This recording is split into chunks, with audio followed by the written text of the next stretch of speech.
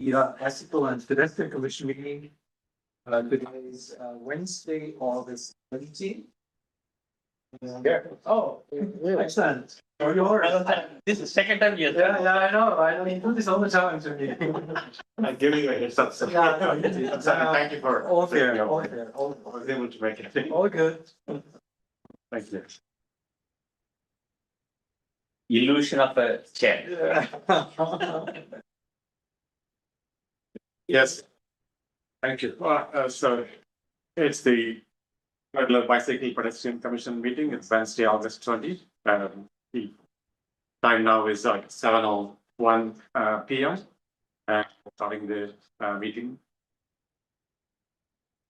David, can you please help us take the roll call?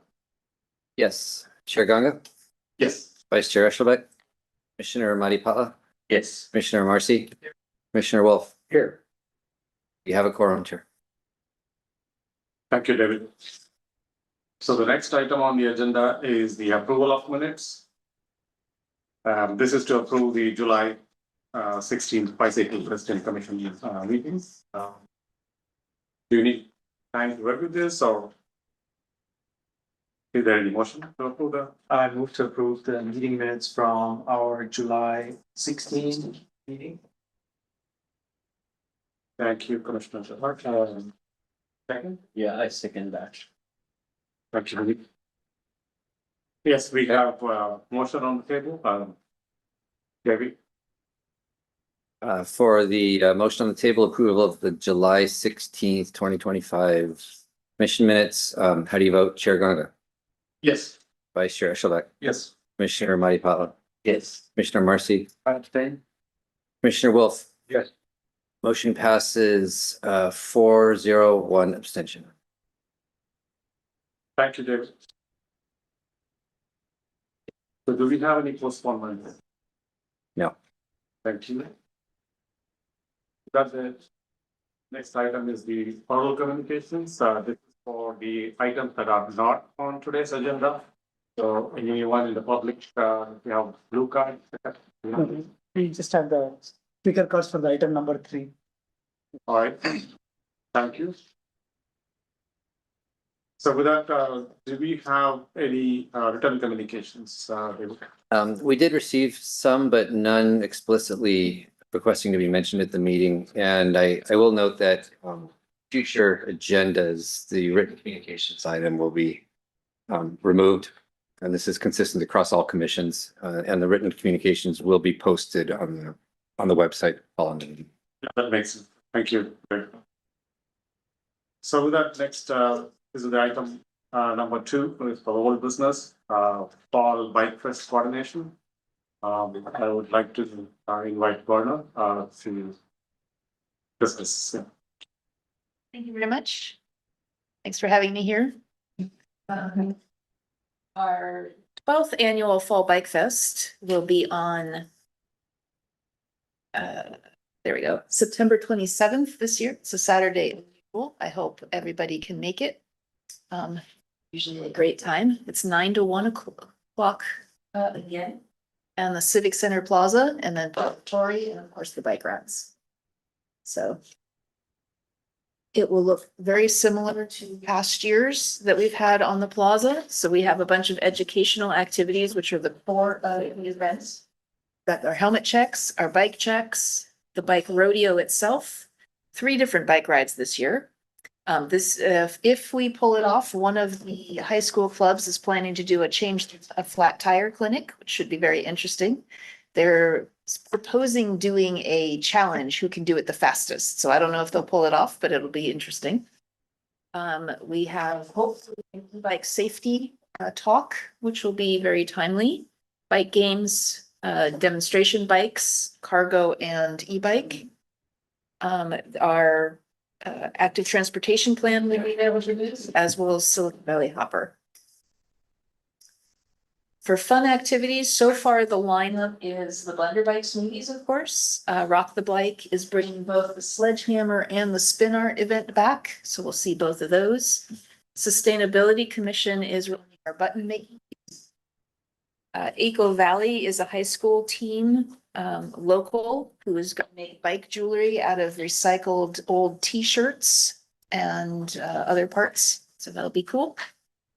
Echo is going to do some kind of bike or helmet decorating. They have not yet settled on exactly what. School just started for the high schools this week, so people are still getting their heads wrapped around things besides summer break. Face painting, of course, and then the library will have their bike story time and hopefully their bike mobile out for us. So. For bike routes this year, the new addition I'm excited about. So last year, the feedback was there wasn't really much for the little kids to do, right? If you've got a scoot bike, a tricycle, training wheels, 2.5 miles is actually really long. Like that's a slog. So instead of asking them to go around that route, we're putting in on Town Center Lane will be we're calling it the Little Loop. And so kind of just a little kids track so that they can go, it'll be a chalk marks on the ground in some kind of like amoeba fashion. And they'll be asked to go around one way. There'll be a traffic cop so that hopefully we prevent accidents of our own bike lanes, but so that should be really cute. We'll also have our usual scavenger hunt ride, which goes off to Wilson Park. The kids all do a scavenger hunt in the park and then come back. One of the attractions in Wilson Park will hopefully be the new bike rack that's there. Can't remember if that's the fish or the shark, but it'll be cool. Either one. And then Tour de Cupertino is our rebranded 10-mile loop. It is very similar to last year's in terms of a bike route, except that we have rerouted it to go down the Lawson Bikeway because of course we have to. But the most of the bike route is the same. The one thing that we're adding is this year is the 70th anniversary of Cupertino itself. And so we're adding a 70th anniversary blackjack game. So when people register for the game, they're going to get, oh, here's the little, sorry, I should have forwarded the scavenger hunt ride. And then when people register for the long game, they're going to get at random one of these 5 cards. Then at Memorial Park, they're going to get a second card. And at Sterling Barnhart Park, they're going to get a 3rd card. If when they get back to the plaza, there are 3 cards, total 70, they get a prize. So, and the cards will be stickers so that they don't have to try and carry three things in their hands if they don't want to. So those are our 5 cards. And our bike route, as I said, it looks very similar to last year. And I forget how many parks we go by. I believe it's 11. So that is the goal. The timeline of the day looks very similar to last year as well. The Tour de Cupertino, the long ride, will start at 10:45. So that gives people about 2 hours to get back. The fast people do it in about 45-50 minutes, and the slow people, well, they can take up to 2 hours if you've got somebody who's never ridden 10 miles before, but we really want to cheer them on. That route will be chaperoned by the Black Mountain Composite mountain bike team again.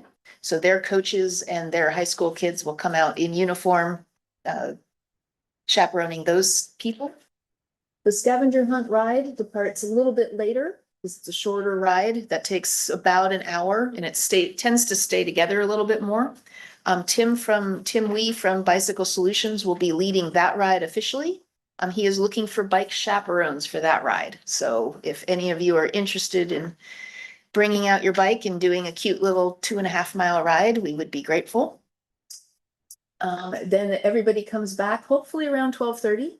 The mayor has agreed to do her address right about then, and we'll do the raffle prizes from the scavenger hunt ride and give out the prizes for the 70th anniversary game.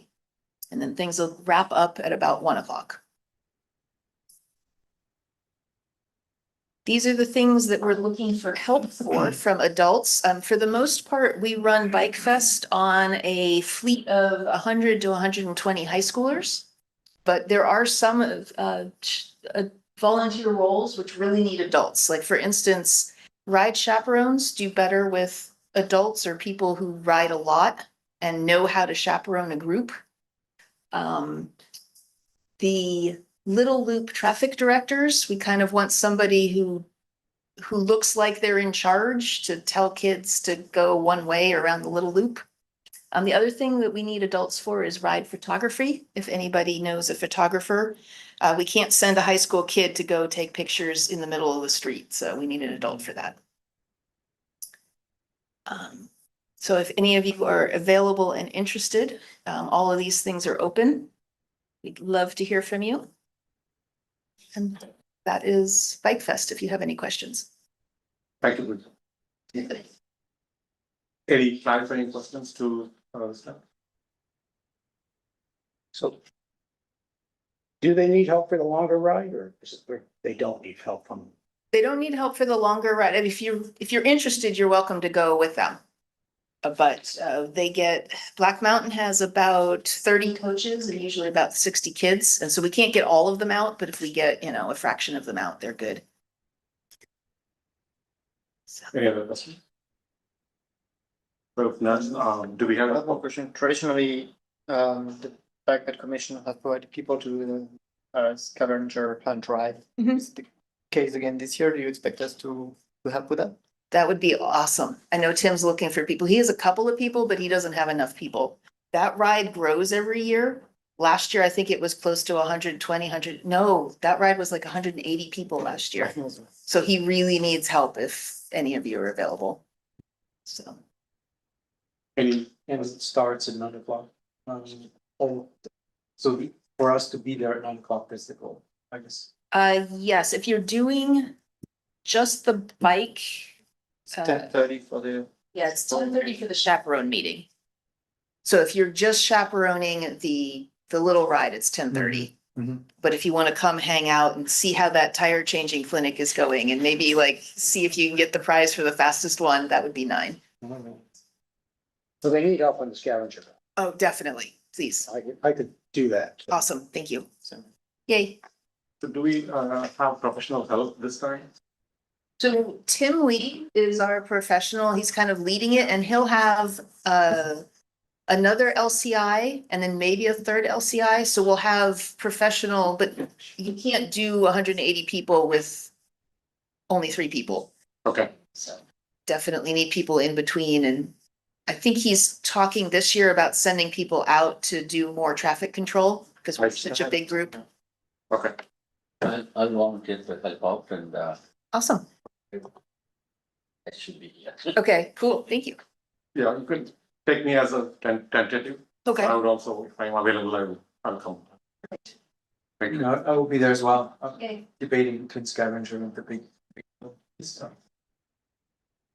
I'll do whatever is needed. My preference. Yeah. Okay. Awesome. Thank you, all of you. All right, thank you. Any public comments on this topic? Have any cards now? Thank you. Thank you, Bridget. So with that, we will move on to the next topic on the agenda, item number 3. This is the Cupertino Active Transportation Plan, the phase 2. I would Time come in and. request the staff and the consultants to give us a presentation and a recommendation coming from the council, and this is an opportunity for us to shape the active transportation plan, and also public can make comments on this one as well. Is it coming from the council? No, it's not going. No, it's not going to the council. It's just coming for us to for feedback. So the commission has a say in shaping up the policy. Yeah, that's nice. Yeah, Take it away. good evening, everybody. My name is Christopher Kidd. Thank you for showing up tonight. Thank you for having us tonight to present on the active transportation plan. I work for a company called Alta Planning Design based up in Oakland. But I had the good fortune of working on the Cupertino bicycle transportation plan back in 2015. So it's really great to be back here. We actually presented at this commission back in March of this year. So it's also great to be back in this room again and see some familiar faces. And we wanted to provide you an update with how we've been doing so far with the active transportation plan and where things are going into the next steps of the project. And today, there's a lot of different things that we want to share with you and talk about. So we've got a long list here. We want to first talk about the project at large, in case there are folks here that haven't heard about the project yet. What our plan goals are that we've developed with the first phase of public outreach, and we want to share what we did during our first phase and what we heard from the public. We want to talk about the analysis that we did. We did a lot of really, really interesting analysis that we hope can really help to deeply inform the way that we build our recommendations for this plan, as well as how we went about developing our. I think one of the critical things that we want to get input on tonight, especially from this commission, is how we set up prioritization. So we have this big list of projects. Some of them will change, some of them might not, but we also need to understand how we prioritize those so that the city pursues them in an order that is really reflecting the priorities of the community.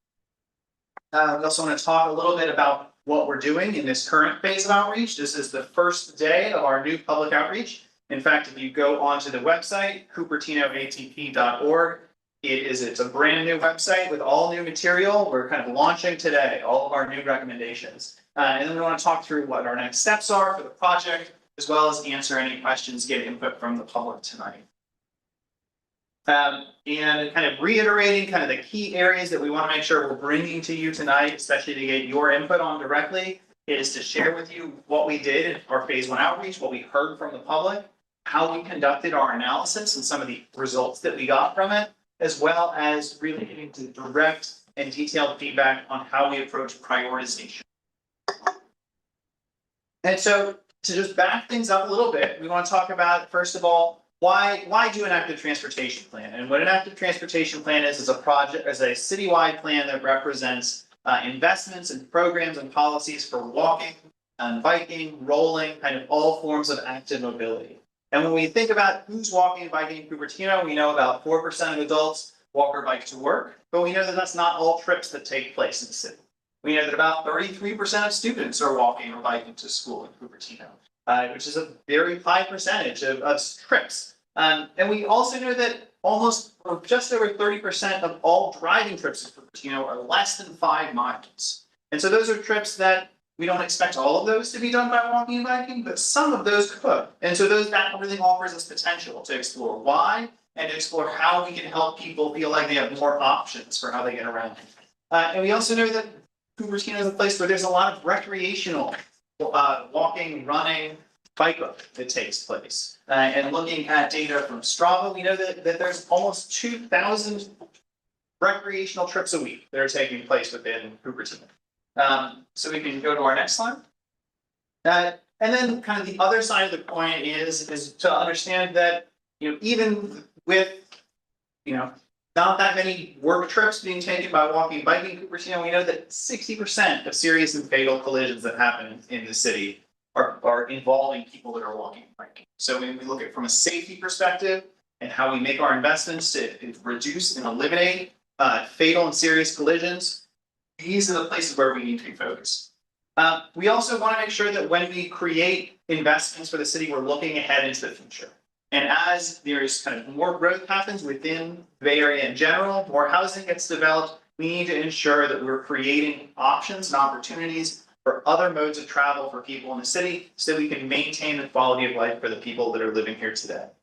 And then lastly, we really want to create a roadmap for the city. What this plan really represents is a work plan for the future. It doesn't approve projects immediately. What it does is it sets priorities for city staff so that they know they can pursue projects that have the support of the community, that will create the best impact and create the most benefit overall for the money that's spent. This is our project schedule. We started our work back in January of this year. We then went to the BPC back in March. And we did our first phase of public engagement this past spring. Now we are kind of right in the middle of the project. We've been working on our project recommendations. We've completed our analysis and we're ready to come back to the public and make sure that we got things right. And I want to quickly, briefly go over the plan goals that we've established for this plan. These were goals that were developed in collaboration with community input during our first phase of public outreach. First and foremost, safety, we need to focus our work on what's called the high injury network, the small subset of streets where the vast majority of serious and fatal injury collisions are happening. We also need to focus on access, improving access to things like our schools, our parks, our jobs, the destinations that people want to be able to reach every day. We need to have a focus on maintenance, that when we build facilities, that we keep them in good condition, and that we don't just leave something after we've done it and go on to the next thing. We also want to improve our sustainability. We want to improve the air quality of this community. We want to improve the climate in general. We want to reduce our vehicle miles traveled so we have less emissions. And we also want to improve public health. When people have more options for walking and biking, they have more options for how to get around, that can improve not just their public health, but their well-being. We also want to ensure that we're really creating a plan that has balance. And there are a lot of competing needs within this city. And so when we look at the types of projects that we want to bring, we need to make sure that that's not done in a vacuum. So we're considering all of the other needs and challenges and constraints that this city faces, and that and the different values that members of the community bring. And also we want to focus on fairness for Cupertino, that we don't kind of concentrate all our investments in one place, that neighborhoods get left out, or that they don't get the type of investment that they deserve, and really ensure that we are bringing investments and opportunities across the city.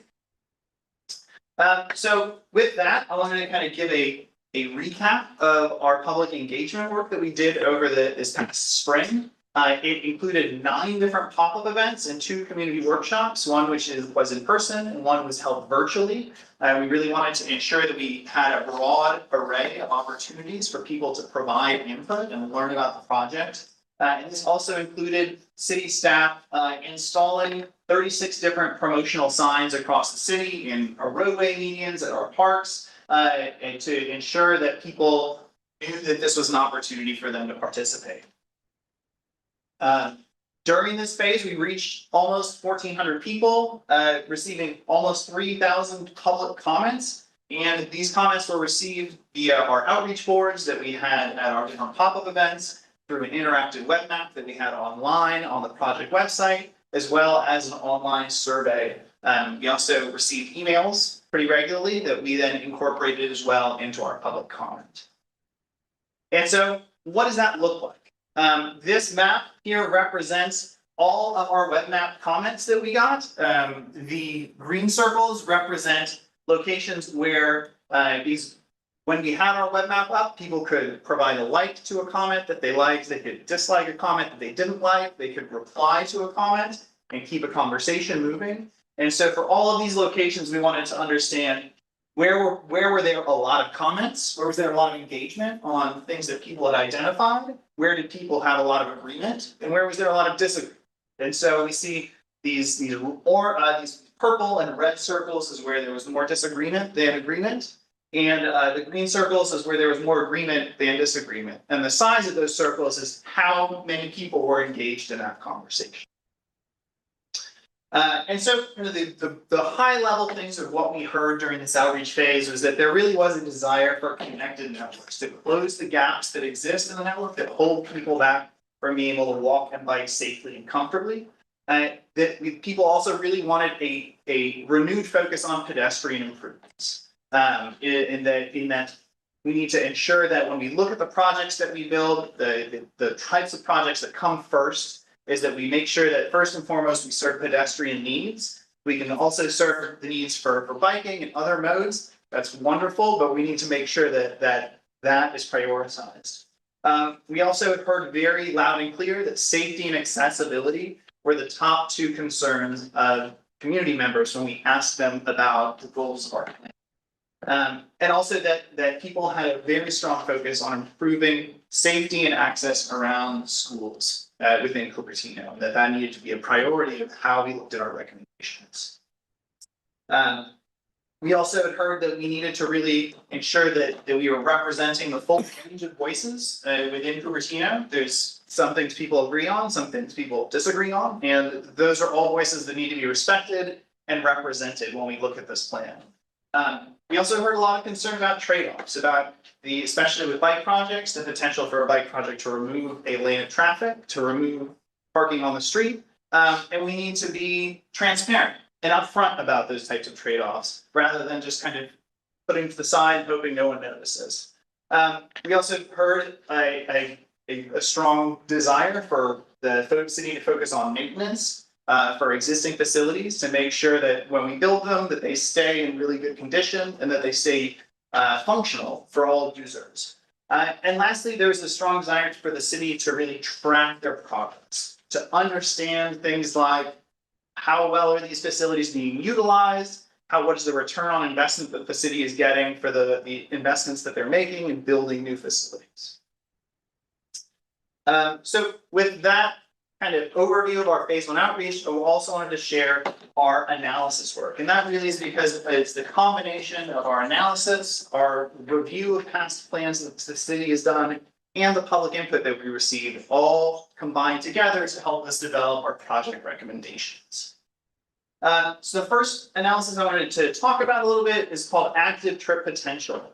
And this is analysis that utilizes data from Replica, which it gathers anonymously cell phone data for when people are moving and traveling. It can establish where an origin and a destination are when someone's taking a trip, and be able to determine what mode they're using, whether they're driving, whether they're walking, whether they're biking. And by doing so, especially on this map right here, this shows the share of all trips that either originate or end within one of these hexagons that is less than 5 miles. These are all driving trips taking place in Cupertino. And where the high proportion of very short driving trips. And we know from this in particular, this analysis allowed us to find out that 30% of all driving trips in Cupertino are under 5 miles. And so when we break that down further, when we look at walking and biking, our next slide shows our active trip potential for walking trips. And so this map shows kind of the darkly colored hexagons are where there's a higher percentage of driving trips that are under 1 mile. If it's a driving trip that's under 1 mile, that is a trip that very easily could be made by walking, if you feel safe, if you feel comfortable doing so. We can see, especially along the Stevens Creek corridor, but up on Homestead as well, there's very high percentages of very, very short driving trips. When we look at biking trip potential, these are driving trips that are 3 miles or less. And for this, we also see as well kind of less grouped than for walking trips, but driving trips under 3 miles are still really strongly concentrated along the Stevens Creek Boulevard corridor. And so then this is one of the tools that we use to help inform really where there might be demand for active trips that for one reason or another, the conditions aren't being met for people to do that and they choose to drive instead. And so to complement that, we also did a level of traffic stress analysis, and we did a level of traffic stress analysis for pedestrians and for people riding bikes. And this kind of chart here shows the kind of the gradations that we have for level of traffic stress for people walking, where there's a roadway where there's a substandard or missing sidewalk on the left side with a busy road. That was what we call LTS4, where very few people would feel comfortable walking.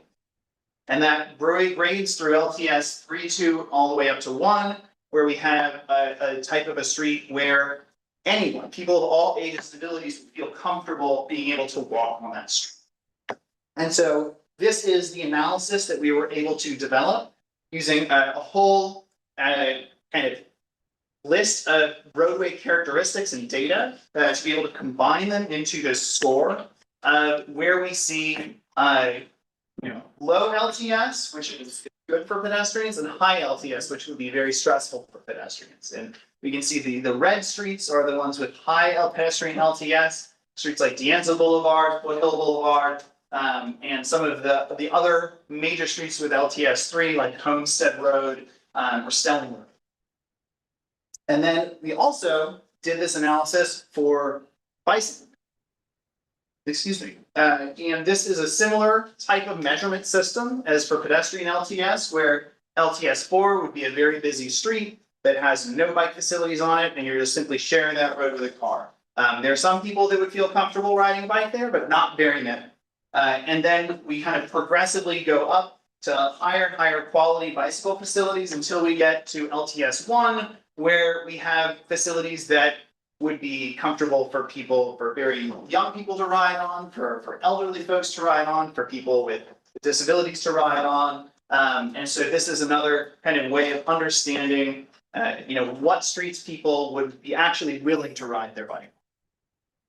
And so this is our analysis that came out for bicycle LTS. And we can see again, some of the major streets like De Anza Boulevard, Stevens Creek, especially where it crosses Highway 85, are scoring in that LTS4 of being very high stress. There are other sections, and we can certainly see the progress made by some of the projects that the city of Cupertino has built over the last few years. Like McClellan Road is very low stress. There's a section of Stevens Creek Boulevard where there's separated bike lanes have been built, and that as well is very low stress that came out in our analysis. So then what we did then is we combined these two separate analyses to really try to understand where there are gaps in the network and where there's also high demand for trips in the network. And this can help us really understand where there's the most potential for benefit in the investments that the city could make. And this stress-adjusted short trip analysis, it kind of combines our LTS analysis, our active trip potential analysis, and it also combines some research done up in Portland State by the Professor Jennifer Dill that measured the perceptions that people have in terms of travel time on stressful roadways. So it's been proven through this study that people perceive a stressful road to be longer than it actually is. And by doing that, being able to apply that to our analysis and our network, we were able to essentially measure the time gap in between how long it would take someone to make a trip versus how long it would feel to them. And by combining that with our active trip potential for how many trips that there's demand to take, as well as the LTS of the network, we were able to create these gap scores of where there's the greatest mismatch between the potential for new trips and the condition of the network.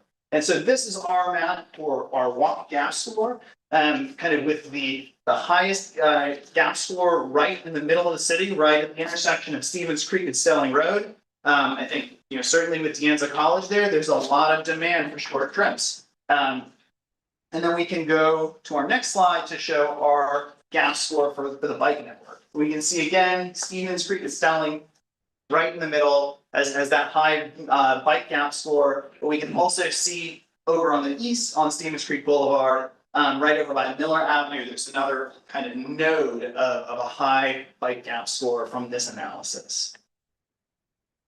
And so moving on then from the analysis that we conducted, we wanted to share how we developed these recommendations and what they represent. As I mentioned before, these proposed projects that we developed came from past plans that the city has already developed to kind of put that in context of the past work that the city's already done, to include our analysis for where there's the highest potential and need for projects, as well as public input and where people have been letting us know that they need improvements to improve their own lives. When we looked at how we developed our projects for the pedestrian network, as I mentioned, we take our previous plan recommendations. We really focused on trying to understand the needs around for intersections near schools, especially bus stops, city facilities, parks, and doing a sidewalk network gap inventory to understand where all of the gaps in the sidewalk are within the city, whether it's on one side of the street, on both sides of the street, how long are those gaps, and through that, we then developed a series of what we call intersection typologies, and I'll show you what that means in just a second on the next slide. So what we did is we grouped different intersections we identified as needing pedestrian improvements into a menu of options. So we're not saying this intersection needs exactly this, this, and this. We say that there's a whole range of options that work for this intersection, and really what it's up to is when the city is ready to pursue that project, they have all these options to weigh out what is the best one that works for that intersection.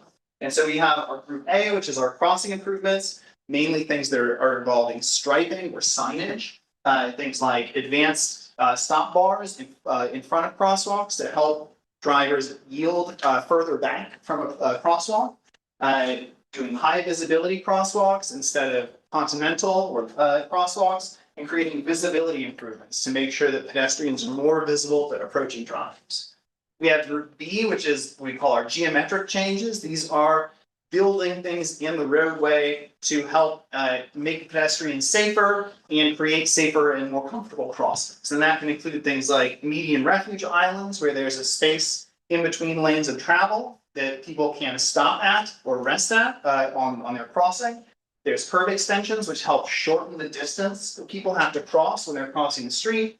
And also curb ramp upgrades, because curb ramps are a vital piece of transportation infrastructure, especially for people with disabilities, especially people with sight disabilities. And upgrading our curb ramps, even as simple as having 2 curb ramps that face each way to a different crosswalk instead of a single curb ramp, can be incredibly helpful for a blind user, because they can then be directed physically in which way to walk when they enter the street. And then lastly, we have different traffic control improvements. So there's one called a leading pedestrian interval, where when a signal changes, it stays red, and then there's 3 to 5 seconds of a walk phase that starts. And sometimes you'll have red in all directions, and there'll be a walk phase that starts, and that helps to get pedestrians out into the street before lights turn green, so that turning cars will see these people more visibly. They won't be starting at the same time, and you'll be stepping off the curb right as someone's trying to make a turn. They'll see you before they start moving. There are also other types of devices that we use at unsignalized crossings, like these. You definitely see them around town with the rapid rectangular flashing beacons, which can be activated by folks with a push button, that are very, very visible, that show a very high rate of drivers yielding to pedestrians in crosswalks when they see those lights flashing. When we talk about our bicycle projects that we developed, we again kind of started with the recommendations of previous plans, and then applied our analysis, especially our roadway stress analysis, our demand for trips, and then really looked at the feasibility of potentially reconfiguring roadways, because a lot of the times with our bike projects, we need to figure out how do we move lanes around, how do we reallocate space in a way that can be feasible for a bike lane project, still works operationally for vehicles on the road. And as part of that, we really tried to understand and look at deeply things like what are the vehicle speeds on these roads, both posted speed limits and where we had speed data for actual speed data, we wanted to apply that, as well as looking at traffic volumes to really understand where there's the potential to make changes to the road that won't be extremely disruptive to traffic operations. So we have our next slide. In terms of the types of projects that we recommend, this is kind of a visual representation of the different facilities that make up a bike network, starting with our shared use paths that are shared with pedestrians that are off street, that are kind of by default LTS1, because they're very low stress. We have our separated bikeways like the ones on McClellan or on Stephen Street Boulevard. We have buffered bike lanes and standard bike lanes that have horizontal separation, but not vertical separation from vehicles, and also neighborhood bike routes, which are really meant to be very slow speed, low volume neighborhood streets, where it can be comfortable to be able to ride a bike, sharing a lane with traffic. And if you go on cupertinoatp.org, you will see there's a recommendations tab where you can look at all of the recommendations that we've created. There is a button here at the top where you can toggle in between our bicycle network recommendations and our pedestrian network recommendations. This shows all of our pedestrian recommendations on this screen right here. And by clicking on any given project, it will pop up. It'll give a description of what's being proposed. You can comment on it. You can like it. You can dislike it. But that's not all. In addition to the infrastructure recommendations, we've also developed a set of program and policy recommendations. And these are just a few examples of the types of recommendations that we've developed for the city.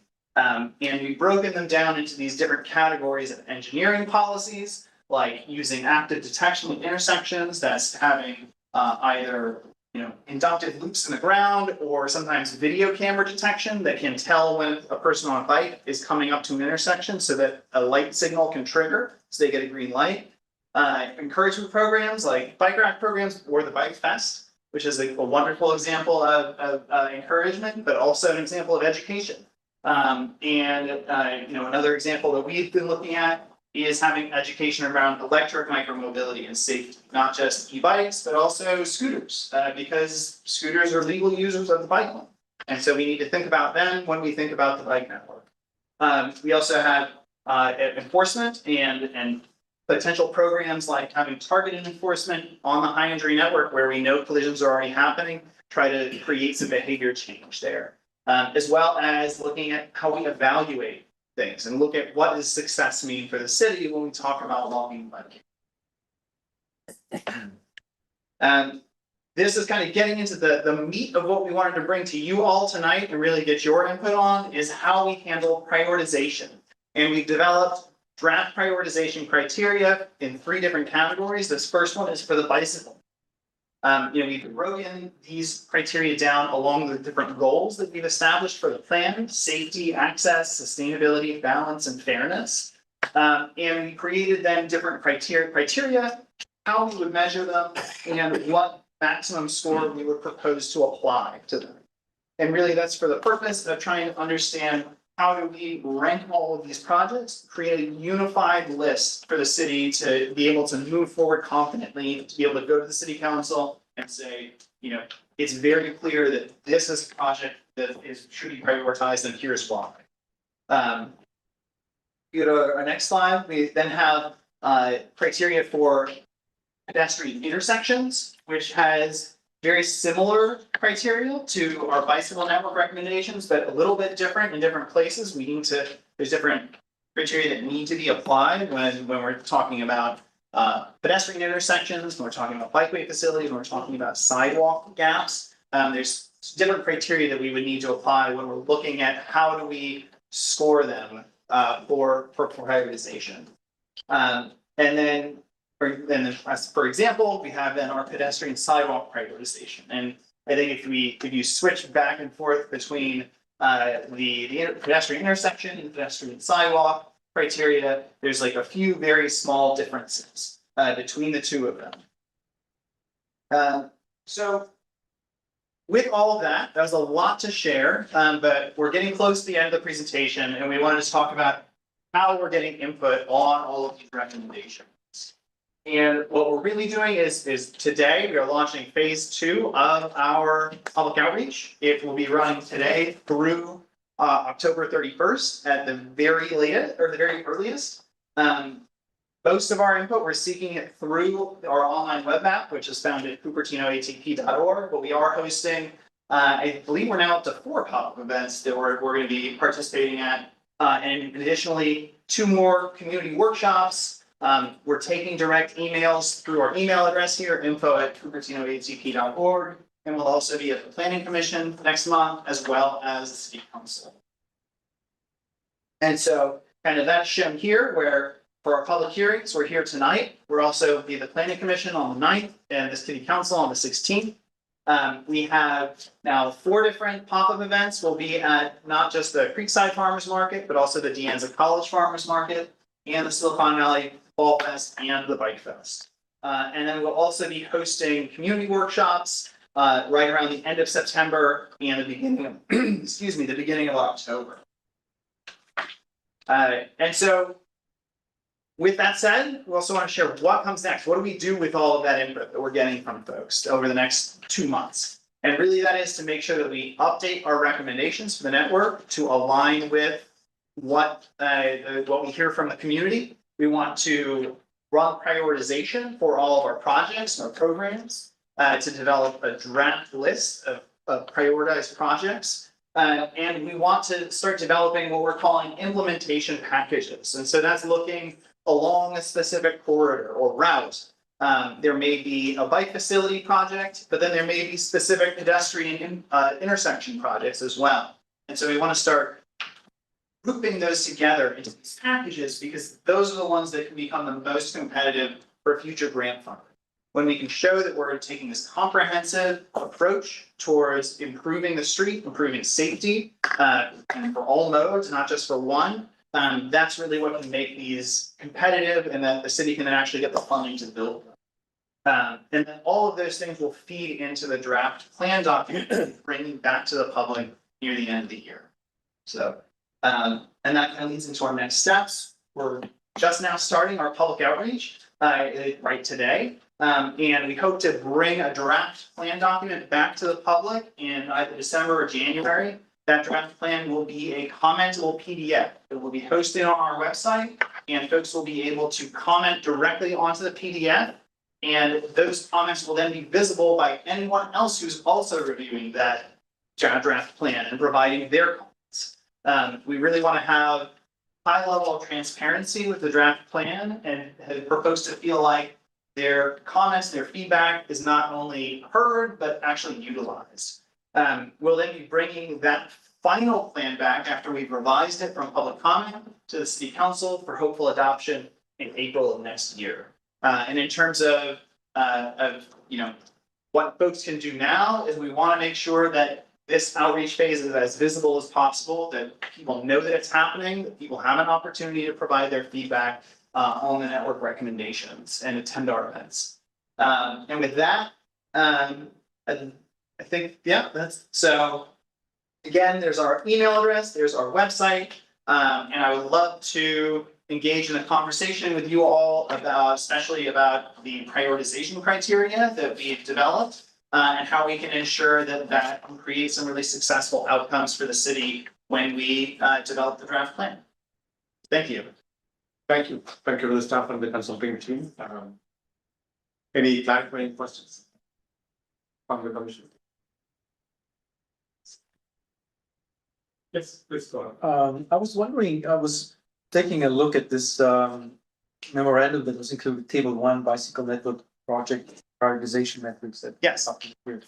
And trying to understand how to interpret the scoring, max score and goal max score. Like, for example, here in the network, the bicycle network, the access for schools gives 20 points within a mile, but then the max score is only 10. I'm just not sure how to reconcile them. And I'm just trying to understand here. Yeah, I think that version may have had a typo on it. I think Matt is pulling up the. Yeah, you should have been Corrected provided with version. an updated document. Yes. The revised version is the same problem. And so, yeah, so the revised one is the same problem. the goal max score is supposed to be a combination of all of the scoring criteria under that goal. So for safety, collision history has a max score of 10, stress level has a max, or excuse me, 20, stress level has a max score of 10, and combined that makes a goal, a maximum of 30 for the goal score. So, and similarly, we look at access, we have school proximity at 10, high frequency transit stops at 5, and parks and other destinations at 10, and 10, 5, and 10 give Okay, a no, maximum of. that makes great sense now. I understand now. This- No, I can see how the handout was. I just couldn't understand, I couldn't make up that. And then the second question I had was, clarification was, so the max score is a number that, I don't know, what in this case, it's 85. For some of those, like pedestrians, it's 90. Does it have any relevance for comparing the priorities of those two then, or? Yeah, well, essentially, all of the scores will be normalized because we'll want to create a single unified project list. Right. And that really is the goal for this work. So, there's going to be scoring for, individually according to each of these tables. But then when we bring them together, all those scores will be normalized to the same scale. Okay, so this is the absolute number that's coming out here from the individual areas is kind of irrelevant, really. It's only relevant in the context of the comparison to the others. Yeah. Okay, great. I think that's good for clarifying. Thank you. Absolutely. Any other clarifying questions? Actually, we'll go to public comments and come back for a full discussion, but yeah, any clarifying questions? I do have one question. I think it's a clarifying question. There's the this chart, I was looking at some of the documents that were on the website for the active transportation plan. There's a memorandum from July 11th, 2025 that lists out the various goals and objectives.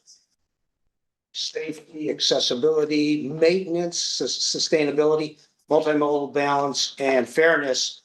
The only thing it doesn't have, it's not up there, is maintenance. I mean, is this document the basis for what's on the screen? Yeah, so the goals and objectives, we use those as a guiding document to help organize and frame all of the criteria used for prioritization. And I think,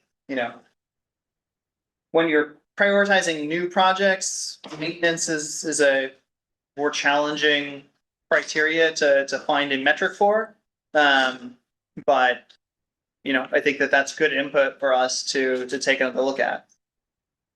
And the other question is, maybe this isn't for the clarification, is that it just seems that when I read through the fairness and multimodal balance, it doesn't exactly coordinate with what I'm reading on the screen as far as the priorities. Fairness is about, making sure that schools have good designated routes, that sort of thing. But we're not getting any scoring for that. We're just getting scoring for one item. So I was a little confused when I was looking at that document and comparing it to what's in this memorandum. It especially with the balance, I guess it's multimodal balance. There's no mention of parking or anything in the memorandum. So maybe that's a question for later. I don't know, but I was trying to figure out where this came from, looking at the documents on the web. It just didn't seem to jive, go together. Some of them do, but so that's my.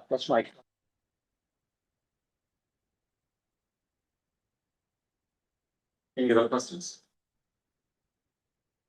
I'll insert myself. There's one, you have like percentages for, 4% of riders walk and bike to work, and 33% of students walk and bike. Do you have split for the reason why you haven't given the split for how much of it is walking and how much of it is biking?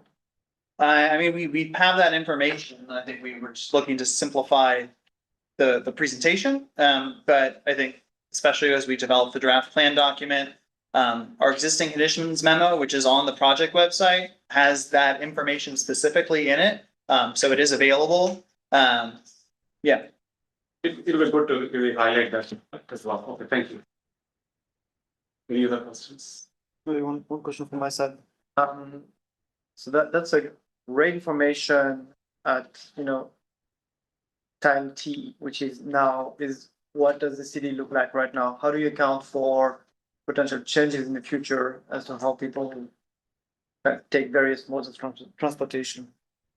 Yeah, I mean, modeling and forecasting for changes in walking and biking trips is not a well-established field of research yet. And so, those are things that we can do, we have done in the past. We chose not to do it for this plan specifically. I think because the return on investment for the amount of money it takes to do that type of analysis is not that high. We have this other analysis that's in place that's very robust, that points us in very strong directions for where we want to be focusing future investment. And so, we thought that in and of itself was a very strong deliverable to help us make decisions. Okay, so no more questions, then I could go to the public. Let's go to the public and get comments. Yeah, first. Public has like 3 minutes to make comments on this agenda item, and please submit your blue cards if you haven't. Yeah, I think the first one's Pam. Let me start that. Anything. Okay, so quickly, hello, commissioners, thank you for the time. I live off on North Portal, and as Mr. Kidd's presentation showed, where there's a big red dot, meaning that's neighborhoods 500 25 signatures in 2 weeks. We received from immediate North Portal Avenue residents, not all over the city, not people that live on the other side, people that are impacted every day with them opening, if they went to open the wall for the bike ped trail on Auburn Avenue. If you're talking safety schools, if anybody's driven down Portal or Blaney, 8 o'clock in the morning till 9 o'clock, they couldn't even add another car. I wait 10 minutes to get from my home to get to Homestead to go to the gym because that's how I have to take a path. So when you the only way to get to that exit, to that walking trail for the Bike Ped Commission, thinking opening at Eden Housing, is down Portal or down Blaine. The only way you could get to it is by the donut wheel Alonso Avenue, off of Highway 9, go around Lawson Middle School, down Merritt to Portal. Portal Avenue is the only way you're gonna get to that access. So there's Collins on Portal Avenue and on Vista is Lawson. So you're driving past 2 schools to take your bike to get to the exit, to park it on a street, dead end street, to take your bike off of your car and ride. The path isn't even done, or I know the housing's not done, to ride a mile. I don't understand how you could pass 2 schools in the day and think that's safe. To take your bike to an exit, to get off, to ride your bike. And I know they want to walk to school, but there was an opening, the homes aren't built yet, so, and schools might not have accessibility. My neighbor couldn't even go to the neighborhood school. They're going to Eaton because the school's impacted. So there's no guarantee what school they're gonna go to. The superintendent already told me that personally. So they can still access the trail off of Wolf Avenue or Blaney Avenue. There's an opening by if you're familiar with that area, I've lived there 60 years. Yeah, there's a storage unit right there on Blaney. There's gonna be an opening there. So the children that maybe live in those Eden Housing project can walk along the safety trail as it should be, or ride their bikes to Blaney, cross it there. There's a cross guard there. There's no cross guard on Portal. And if you've ever driven, I'll ask you to drive one day on the corner of Blaney and Merritt in the morning, it's just already chaos. So people that want to ride their bike will probably ride in the morning, I would assume, bike riders. So why would we impact those 2 streets to get to an end of a dead end crap home block for a walkway? They're gonna park their cars because they're not gonna ride their bike from wherever to get there. There's nothing there. So people are just gonna park there. The housing development does not have enough housing, as you know, they don't have to have one car. What's at 1.5? So in the housing project, we'll probably want to park there and walk through the opening. There's just not enough parking. It's really impacting the neighbors, or one neighbor here. It impacts me from down the street because I drive it every day. And so to me, you're talking safety, which was on the top of the list. Why would you impact more cars on one street? Portal's the only way you're gonna get there. If you go, you have to cross Merritt to go there. It's the only way. Thank you. So why, you know what I mean? So, and those schools are gonna be there, not going anywhere. And, so thank you for your consideration for not opening as a path. Maybe emergency. Thank you. Sorry, yeah, thank you. Oh, I did hear it. That was a beep. Okay. Next speaker is Jennifer. Hi, good evening. I'm Jennifer Sheeran and I'm a resident. I walk, I bike. And as I said today at the Safe Routes to School meeting, I've seen firsthand a bike accident right at the edge of my street, Howard Court on Miller Avenue. It was a high school student riding to Cupertino High School, was hit by a car, and I don't want that to happen anymore. So I'm asking you for the ATP to actually prioritize projects for safety and access, which looked like we were gonna do. That student who was hit biking to school was more than a quarter mile from school. They were more than a half mile from school. They were about 2/3 of a mile from school. So having access points that only add points for a quarter mile from school doesn't hit the vast majority of our kids who are walking or biking to school. We're talking even kids who are young in elementary school. Our enrollment areas are usually, it's about a mile block. So a lot of them still walk in a half a mile or more than a quarter mile at the very least. So that's something that we need to look at points, not just a 0 or a 10, but more for all of them. The other issue with the rubric are the negative points assigned to balance. And I mentioned this in the letter, and actually Commissioner Wolf brought this up as well. But there didn't seem to be an answer to this question, which is, this was never brought up in any memo that we were going to discount projects based on whether or not they lost a lane or whether or not they impacted traffic. There's two problems with it. One is that it directly contradicts the Vision Zero plan that our city approved within the last year. So it actually, in the Vision Zero plan, it says prioritize multimodal safety and quality of service over motor vehicle level of service and on-street parking. By doing negative points, you are doing the exact opposite. You are prioritizing projects that don't have this. So that makes no sense. The other issue I have is that our city keeps getting sued. We are in so many lawsuits all the time. And there is a Senate Bill 743, which says that cities cannot negatively penalize projects for vehicle throughput. In other words, not for loss of service, which is a metric of how many cars are going by, but we have to look at vehicle miles traveled, which is a different metric. This is a proxy. If you say that I'm taking away a lane because, and in this presentation, it showed it, that we are worried about traffic and congestion and things like that, you are looking at this as a proxy for loss of service, instead of looking at it as vehicle miles traveled. We are opening ourselves up to a lawsuit because of this. So this is a real problem. The sad part about all this is it doesn't make sense anyway.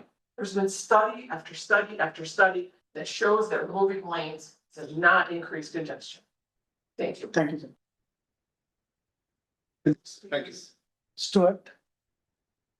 Yeah, Stuart Jensen, I'm a longtime resident, in fact, I'm a previous feedback committee member before the Mary Bridge, old time resident. So on this, the one thing I have to agree with you on that is I'd like to see it take in more of the Vision Zero project in there. That it's look at the data, can we make the roads any safer for pedestrians and bicyclists? And then the other thing I did see on this project, what about future projects? We're gonna have a big complex on Wolf. It's gonna be thousands of people, a lot of cars and other vehicles, and hopefully some quote mass transit, but I don't see any plans in there. Right now, it's just kind of a gray area and it's not covered very well. Just saying it's not very bikeable right now, looking at the colors on the map there. So that has to be taken into, so we have to have a little bit of foresight on that. And then where the public has said, hey, we don't want this, where there's the big red circles, let's don't fight with the neighbors. Let's work with them and see what do they really need, and just don't throw up another stop sign and say, oh, this will make it easier for the bicyclists, because we see people running the stop signs all the time. So we really need to make it smart roads on there. And then, like the Lawson bike lane that just got set up in there, they had to put up A-frames in there to tell the drivers, don't drive down the bike lane. Well, that's not very smart. There should be a little better engineering into that so that it makes it that the driver knows they got to stay in this way on the road. So we'd like to have those taken in as well. Thank you. Thank you. Thank you. We have one more. Ivan? Hello, I'm Evan Lojeski. I'm a resident here as well. I moved and chose a place that happens to be on a nice bike route. Because of that, I commute daily, so I just wanted to add some comments. I also emailed some in, but basically, from the safety criteria, one thing that it wasn't clear to me if this included is both in that score if it improves safety as well as if it makes it so bicyclists or walkers don't have to go on a injury network experience. So I'm hoping that projects can be rated higher if they give people access to routes that aren't currently hiking. And one other item, I'm now taking the Ragnar Creek Trail quite regularly. I see a lot of students both on the trail and after the trail. So I'd like to iterate as well. My commute is about 3.5 miles. I see quite a few students, and hopefully we can make sure that the routes that they take beyond the Ragnar Creek Trail are well protected for them as well. Yeah, those are my quick comments. Thank you. And we have one more car from Isha. Hello, everyone. Thanks for your time today. My name is Ishan Costa. I'm a junior at Cupertino High School. And I just want to add on to some agreement that I have with Jennifer and for public comments. I would like to add hard data to back up her argument actually. And that is typical commute radii for Cupertino students. So for elementary students, the typical commute is 0.5 mile, 1 mile for middle school students, and over 1 mile for high school students. The current prioritization limits the scope of school commutes to 1/4 mile. That's actually below the average commute for every single age range in Cupertino. This 1/4 mile limit really makes no sense when you look at the data, when you look at the stories of students being hit on bikes, and it should really be changed as soon as possible. The 0 to 10 system really doesn't add any value to high school students, middle school students, or elementary school students. And I almost feel like that school criteria as is thrown in just to check the box off rather than really make a real impact in the city for students. Thank you. Thank you. Thank you. Any more comments? That's it. Thank you. So we'll bring the discussion back to the commission. So we'll open up for discussion. I just wanted to set the, what we want to accomplish here. Like I know that a lot of discussion about the prioritization part of it. I think the whole idea is like the commission is actually going to provide recommendation to the council on how you shape up the active transportation plan and how it should be structured and what should be our vision, what should be our next 5 to 10 year goals, and then look at what areas that you wanted to focus on and go into projects that you want to prioritize and how it aligns with other plans like local road safety plan or Vision Zero plan and so on. I expect that the commission really deliberate on a comprehensive package and provide recommendation for the consultants on staff. Thank you. Yeah, with that, please go ahead. So I have some questions on the presentation. You said 4% of adults walking and biking in Cupertino. So what's that number for other cities? Is that common, 4%? Or are we high, low?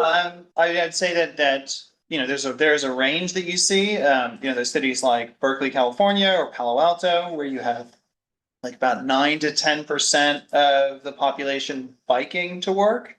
But then you also have, other cities like, Fremont, California is even lower. I think it's 1.2% of people bike to work.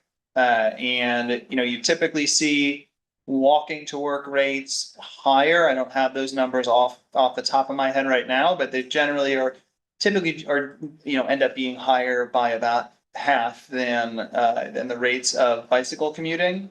But yeah, I mean, I think that for a city with the profile of Cupertino, I think 4% for walking and biking modes is kind of a fairly normal and expected commute mode. You said maintenance was priority in doing this survey and all that, right?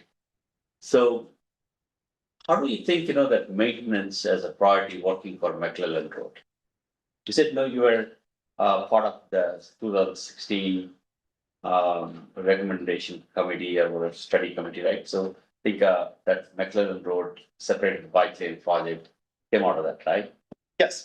So how do you think, the maintenance for that road is working now? Well, I don't work for the city. I don't live here. I have not spent much time in Cupertino since the last time I was working on this plan. So I think city staff or residents would probably be much more well positioned to speak to the day-to-day conditions of that facility. I'll tell you this, I live on that street. That street went from being a clean, nice street to a third-rate street that you will see in inner cities. That's how much debris and dirt is on that bike lane. Okay, I don't think, the maintenance and cleaning was ever a consideration when that bike lane was laid out. Right, so I don't believe that no maintenance was a priority, that statement. I'm not buying that because there is a living example of that. If you go on that street right now, you will see that. Just look at the debris on the segment where it's in a separated bike lane, and then where there is no separated bike lane, go look at how clean that street is. No, that's what the community's saying. That's why It's we, probably based on the condition of roads like McClellan, which is why it's been elevated as a priority. Yeah, our plan goals these are newly developed plan goals. These are not necessarily representative of what was in the 2016 plan. And so part of why we wanted to elevate maintenance as a plan goal was in a direct response to what we've been hearing from folks exactly like Okay, this. that's great. Because I do want to make sure that the maintenance is taken into consideration. Without that, I don't think, we should be approving any projects that, that's going to leave us in a bad spot. Right? So, when you were showing that map on the bubbles and all that, I was expecting to see, whether more negative comments, more positive comments. I didn't see anything, but my interpretation of that map was, the negative bubbles were pretty big. Yeah, I mean, I'd say that you can't capture everything in a single map, especially when there's the complexity of people providing public comment. Yeah. But there were the positive comments and likes substantially outweighed, and I think we have the metrics themselves within the outreach report that substantially outweighed and outrepresented negative comments. But where we did see negative comments, it was very concentrated. And you said safety, and one of the survey, one of the top response was, safety and accessibility was the top priority, right? Yes. Can you translate that into an action for me? Like, what does that mean? Because safety and accessibility may mean different things to different people. So I'm just trying to see, what's your interpretation of that? Yeah, well, I mean, we kind of clearly defined them within the goals and objectives document itself, which is available on the project website. And we tried to represent them within the criteria that we provided in the prioritization matrix. I think, especially when we talk about safety, the city has developed a Vision Zero action plan, which should be kind of the leading document that we draw from when we think about and we talk about how safety should be prioritized for future projects, as well as for future programs and policies. And so how do you know that the ATP trips were driving trips versus, they're not, biking or walking trips? For the ATP analysis? Yeah. Yeah, that's largely due to the speed at which the cell phone is moving. And so, you can, when a cell phone's at rest, you can then tie that as an origin or destination point. That data is then anonymized. So when you get the data tranche from Replica, they essentially you can only zoom in so far before they say we're not telling you how much, where this phone is coming to rest. But that allows you then to kind of, from an origin destination pairing and the kind of the time that elapsed and the distance traveled between those two different points, you're kind of then able to, through an algorithm system, you're able to then distribute those into walking trips, biking trips, driving trips. Is it possible that the speed is really congested, traffic is moving very slow? It's a car, it's moving slow. That would be interpreted as, biking or walking trip versus, vice versa, that somebody is, zipping through the street on a bike. That could be interpreted as, car. No. So I can't speak exactly to like Replica's system and how they filter that data, but they do account for that. Okay. Those short trip, less than 5 mile trips, is it possible that, people are driving because they need to carry something? Like if I'm going Oh, to yeah. shop, right? One of the beauty of Cupertino is, everything is so close by. But then, if you're going to carry some bags, you are likely to drive than, walk or, and, right? So what makes you think that, we can target those people and get them to convert to bike or walk, right? Yeah, and I don't think that we ran that analysis with the idea that all of those trips would become active trips. Really, and then that's kind of in the name of the analysis, that is active trip potential. And so we're not expecting that all trips are appropriate for walking and biking trips, even when they're short distance. But we know that by its nature, a short trip is a trip that could potentially be from walking and biking. So for those trips that, must be by car, whether it's because you're hauling an enormous amount, you have a mobility disability, you are, taking very, very small children somewhere. There's many, many reasons why you might need to or choose to make a driving trip. But when we look at where there is the highest potential for new trips by walking and biking, we want to be looking at where the trips are short. On the method road, the LTS analysis, the LTL level analysis, I saw that, the segment that separated bike lane had a good LTS score. Yes. Right?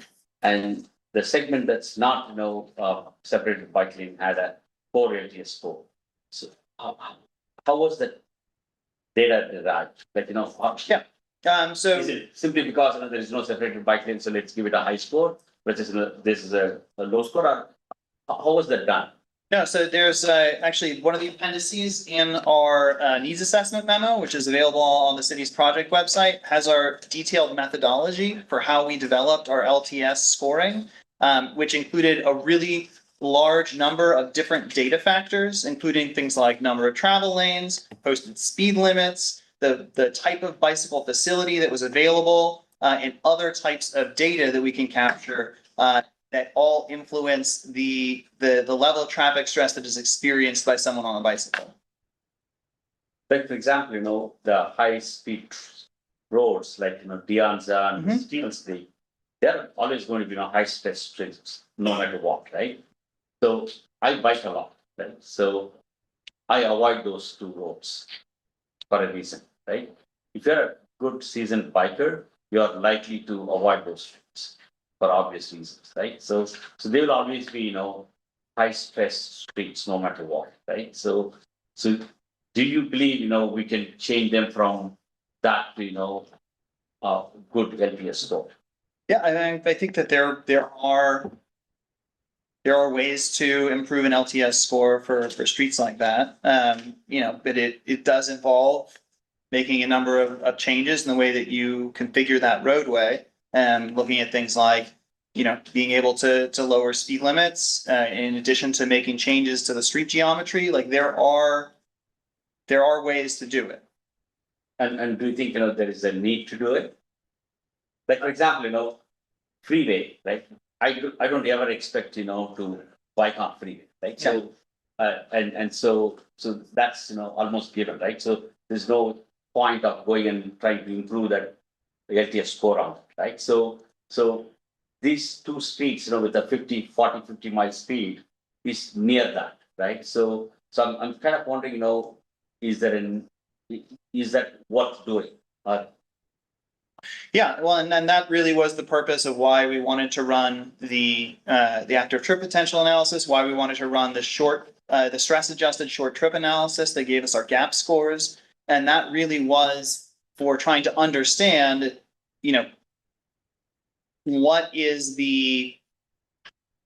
how should we be prioritizing network improvements that can not only influence level of traffic stress, but also be located in areas where there's the highest potential to capture new trips and to make a good return on investment for the types of improvements made. And so that's the express purpose of why we ran that analysis. Thank you. Thank you. Where do you have? I think the specific question on the table today was around the prioritization metrics. I believe that was the kind of action for us to take a look at. And I actually think that the proposed metrics is actually quite good. I do, however, have some questions that I wanted to discuss here, which is around kind of some of the analysis you have done. You've done some really kind of very thoughtful analysis in my mind about the LTS, the ATP, SAST, all It's a lot of acronyms. quite acronyms, but reading through it, it makes perfect sense. And to me, I think the SASD is kind of the conglomeration of all the kind of underlying data. And I'm really surprised that you don't value this data more meaningfully in the metrics, that this is not more meaningfully reflected. Because it seems like it's only maybe 5 or 10 points, which is almost irrelevant comparing that this is the core of your work. This is what you have brought to the table as an organization. And I'm surprised that you are not valuing this more meaningfully. I would hope that this can be fixed. Otherwise, I think overall, I mean, you can never get the scoring perfect. I mean, there's always, of course, some outliers and errors where things are not happening right. But I think overall, I can see it working, with the exception of that fact that you're not considering your own assessment or result. This is hard data, I guess. No, thank you. One thing I failed to mention was that in particular, the stress adjusted short trip analysis is something that is really at the cutting edge of bicycle and pedestrian transportation planning work. It's something that as a methodology has been kind of established very recently. Although it has been peer reviewed through NCHRP. So it hasn't gotten a seal of approval. It hasn't been utilized in very many cities yet. And so that's kind of one of the things we're very excited about working with Cupertino, is this opportunity to really push the boundaries of analysis for the purpose of creating a stronger network recommendations. Yeah. I think that's great. The other kind of second comment on the metrics is in the kind of the fairness aspect, which is, it looks like, if I read this correctly here, you are looking at if some specific improvement or facility mentioned by, I don't know, 20 by 10 people, then you get 20 points, I guess. That's the kind of, and then for 5 comments, it's 10 points respectively. But is there also a balance to it when you get feedback that's not supportive of it? Like, for example, in some areas, maybe not everybody would like to have that facility. How is that considered? Or is it just going into the positive direction and some of the comments in the other direction will be ignored?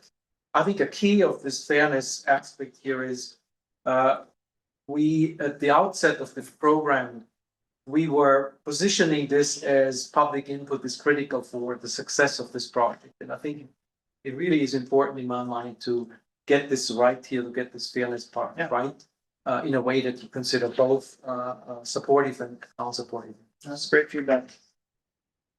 I think a lot of the other questions have been already asked, so I'm gonna just pass on the microphone, I guess. Thank you. But I think overall, I'm quite pleased that, with the exception of those. Thank you, Gerhard. Commissioner Wu, you have any comments? So I have some comments on the prioritization criteria. And so I'd like to start with safety.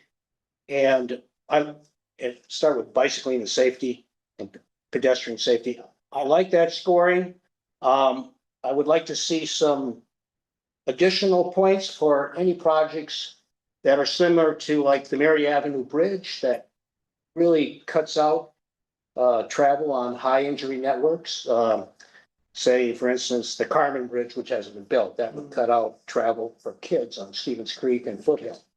And then there's a Merritt, there was the scenic, I don't know if you're familiar with it, but the scenic circle bypass at Blackberry Farm. It took a while to get in, but that actually allows kids to not have to walk on, busier streets.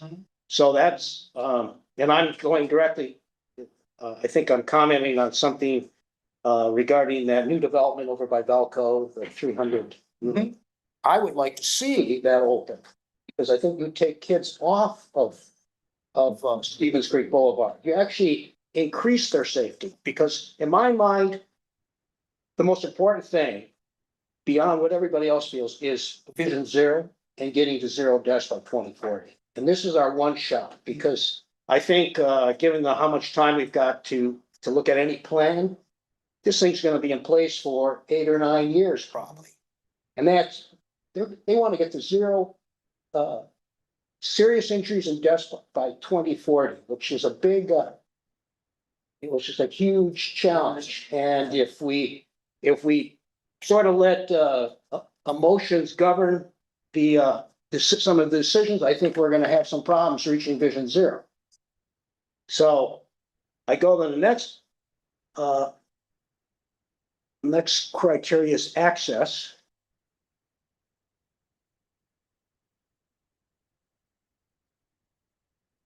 And under access, my main problem with that is I like some of the criteria, except for school proximity. 10 points if within a quarter mile of school, 0 points if not. My son is grown, he's 35, but we're almost 2 miles from Monte Vista and Kennedy. He rode his bike there. And unfortunately, he got hit on McClellan before they put in he got hit by a car when he was in the bike lane on McClellan. So I realized the value, even though some people don't like it, but there's a value in this stuff. Prevents kids from getting hit. So I think we should need to add points for, if you're within a quarter mile of, say, if you get some points, you should really go out to 2 miles. You should really, maybe there's a gradation. But, I live a quarter mile from Faria. That's nothing. So yeah, if you're looking at distances, I would go out probably, I think 2 miles is a reasonable value. So that's where I would put that. The next.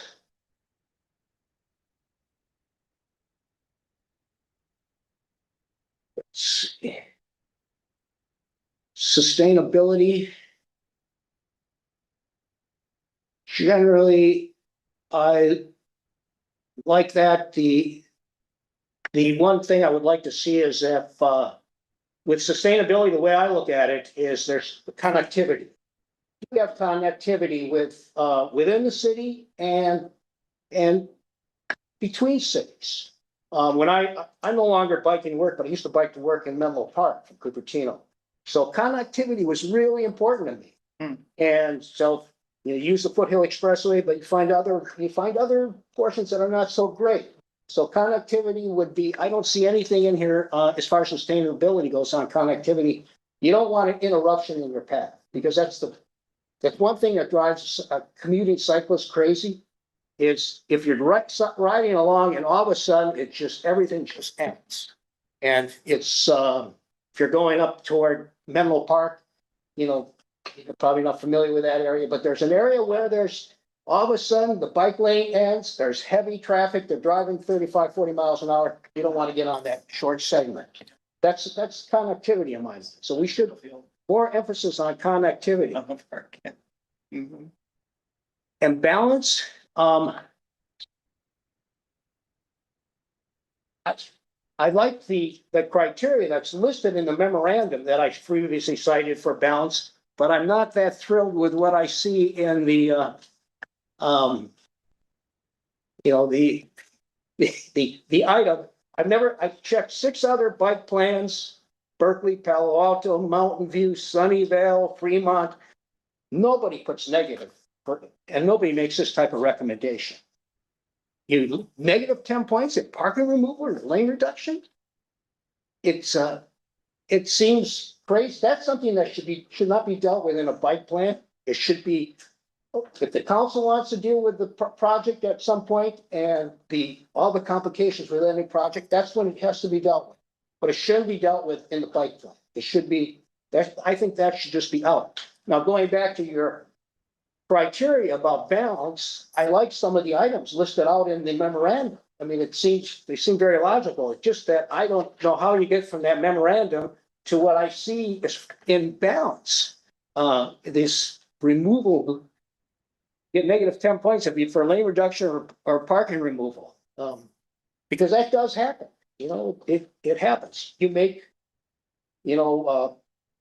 the school that recently was, can't think of the name of it.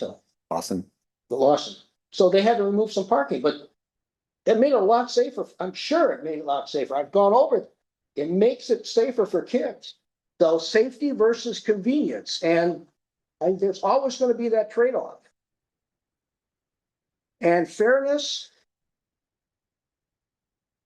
Again, I like what I read in the memorandum, but I'm not sure what this really means. It's just, I'm rather skeptical. See 20 points if the public likes it or doesn't like it. It seems to me that, again, Vision Zero doesn't care about, if I ride Stevens Creek Boulevard all the time. I ride De Anza Boulevard all the time. I have for years. I've lived in the community almost 40 years. And so I have a different perspective than some of the other members of the commission. But I'd like to see it made, even though they redid De Anza, I'd like to see it made safer. I ride De Anza 3 times a week, and I don't like that segment from 280 down to Stevens Creek. The lane's too narrow, but I do. And I think you mentioned something in one of your documents that I looked at, something about Cupertino having like super blocks. Was that a term? Yeah. There's not a lot of, to really get around Cupertino, you really need to go to the 7 major corridors and 4 or 8 major corridors. And unfortunately, those are where, and that's where all the accidents are. Not all of them, 70% on 7 corridors. So we need to be focusing on those corridors, making those corridors safer, because I bike them all the time. I'm on Stelling, I'm on De Anza, I'm on Stevens Creek, I'm on Homestead. That's how you get around. Otherwise, you don't get around. And commuters, that's how they get around. So those are my comments. Thank you. Thank you, Commissioner Wolf. Commissioner Martin. A couple of comments from my side. The question I had before regarding the timestamp of the plan is, I would agree with the comment that was made, is that the city is not static. It changes in terms of its layout, of the buildings, there are the people who live in it. And I think that this plan has to be solid plan for today, but also for the years to come. And that's the projects that are going to be implemented are going to impact the city in 5-10 years, and even probably beyond. And so I think we need to be very cognizant of that. If I look at the buildings that are going to change, to the point of the public comment before, the rise, when it's going to be built, is going to add thousands of people right on Wall Street and Stevens Creek. There is no, for example, protected bike lane to Cupertino High. We can expect a lot of kids to come to live in that complex and to take their bikes to go to Cupertino High. So how do we deal with that? That might be also an effort of prioritization that has to be made. In terms of the overall, not just the layout of the city, but the people who live in it. My question was oriented towards it. The rate of ownership of driving license in the US is consistently declining. It's consistent. Young people do not have driving license as they used to. And so that's the question of the demand. They have to move. So there's going to be an increase in terms of demand for these type of projects. And that might not be the case like in the next 6 months, but over the course of the years, you're going to see that. And these people who are young, who have less cars, are going to become at some point homeowners, and they would be very happy to have bike lanes, and they would be very happy to have trails, and that's going to make the price of the properties actually increase for these people who have houses on sale. We can look at it also at the Regulatory Trail, which is an awesome project. I can tell you that all the houses that are at the entrance points of the trail, the value of the property has increased.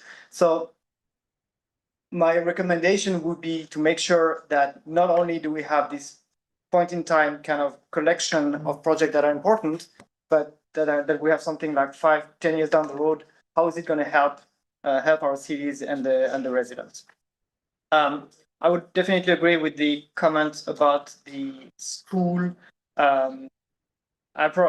So my kids go to Eton. We take the Regulatory Trail every morning, and we are 0.7 miles from the school. And I think we're one of the families that is the closest, like compared with others, especially since some schools have closed. And there was also a comment about some kids living in Collins that come to Eton. I think the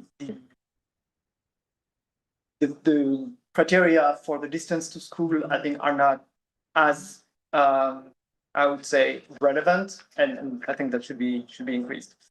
One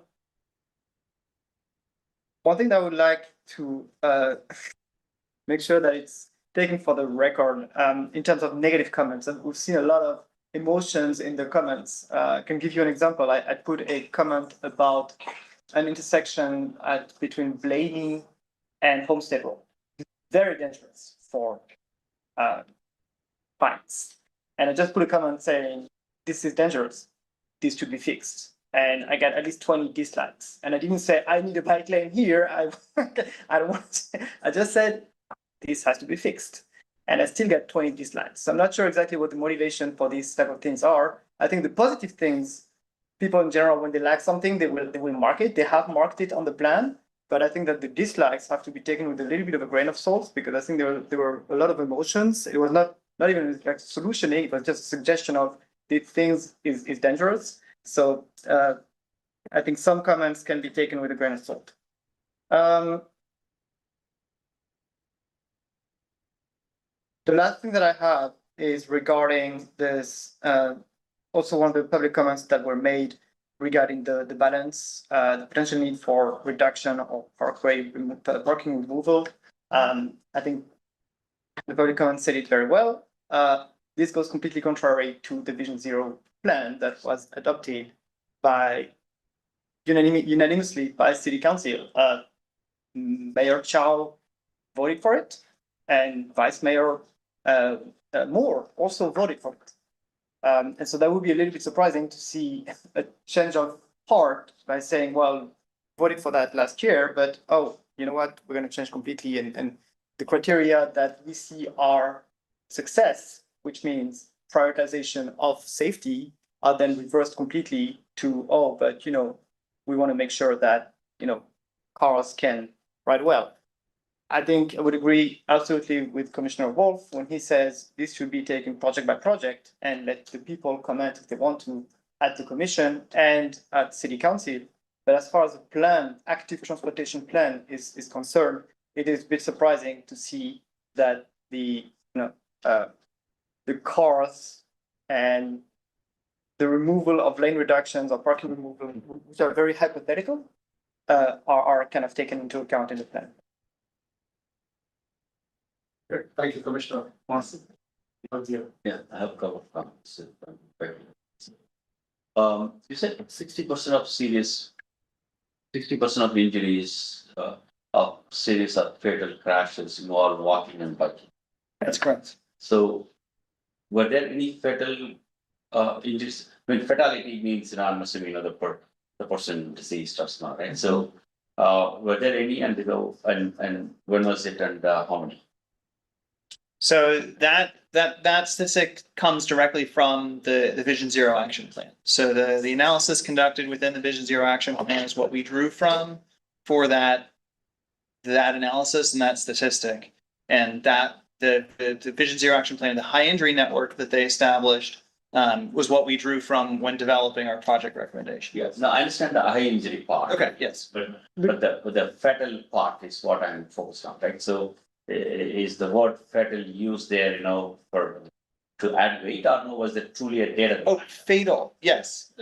So that statistic is combining two different types of data. So there's serious injury collisions, then there's fatal collisions. Yeah, the And- fatal part, I'm focused on. Yes. The fatal accidents, right? So involving bikers or walkers. Yes. How many were there and over what time period?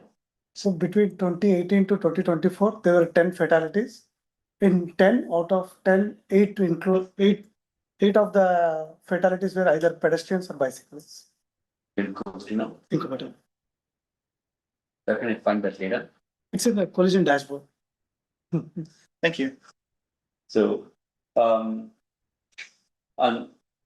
the other one, you said on phase one, 1,361 people commented, and there were 2,987 comments, right? So I'm wondering, when somebody, like each paragraph treated as two comments, or how did you get, twice that many comments from of the people? Yeah, so the number of people engaged, that was inclusive of all of our outreach work. So that included the online survey, that included the web map, that included all of the different pop-up events and the community workshop events. Yeah. But if I say something, is it considered one comment? Or Yes. Okay. But in 2,987 comments should have added, to 2,987 people, right? Not 1,000. No, because there were people, certain people would comment Come back. multiple times. Okay, Yes. come back. So especially on the web map, you'd have a single user that would maybe, put down 5 different pins and then like or dislike 20 other comments that people provided. Same person commenting on multiple spots. That's correct. Makes sense. So on the balance, right? So the negative score. I'm perfectly fine with, the negative score. A balanced report should have, positive and negative score. Otherwise, we might as well rename this commission as an anti-car commission instead of, bike and pedestrian commission, right? So for fairness, I'm good with that negative score. And in fact, on the public input side, I see, 20 points for, some 10 plus comments, 10 points for 5 plus positive comments. There is nothing for negative if people really, left a negative comment, right? So how is that fair?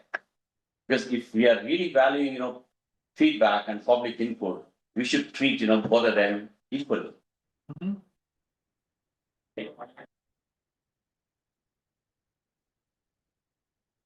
Okay.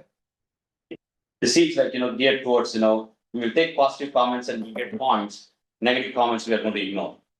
That's the way. I will say the interpreting contact recommendations themselves were informed on outreach. So the comments that were provided during that outreach, then were brought in to make those projects. So you can kind of think of the projects as already being pre-vetted. So it's unlikely that large portions of the community are then going to dislike at the same level that they dislike projects where we were just collecting feedback. So like the sound wall was one, extending the Regnar Creek Trail west of Deanza was another one that was severely disliked. Can you put up that map that, Yeah.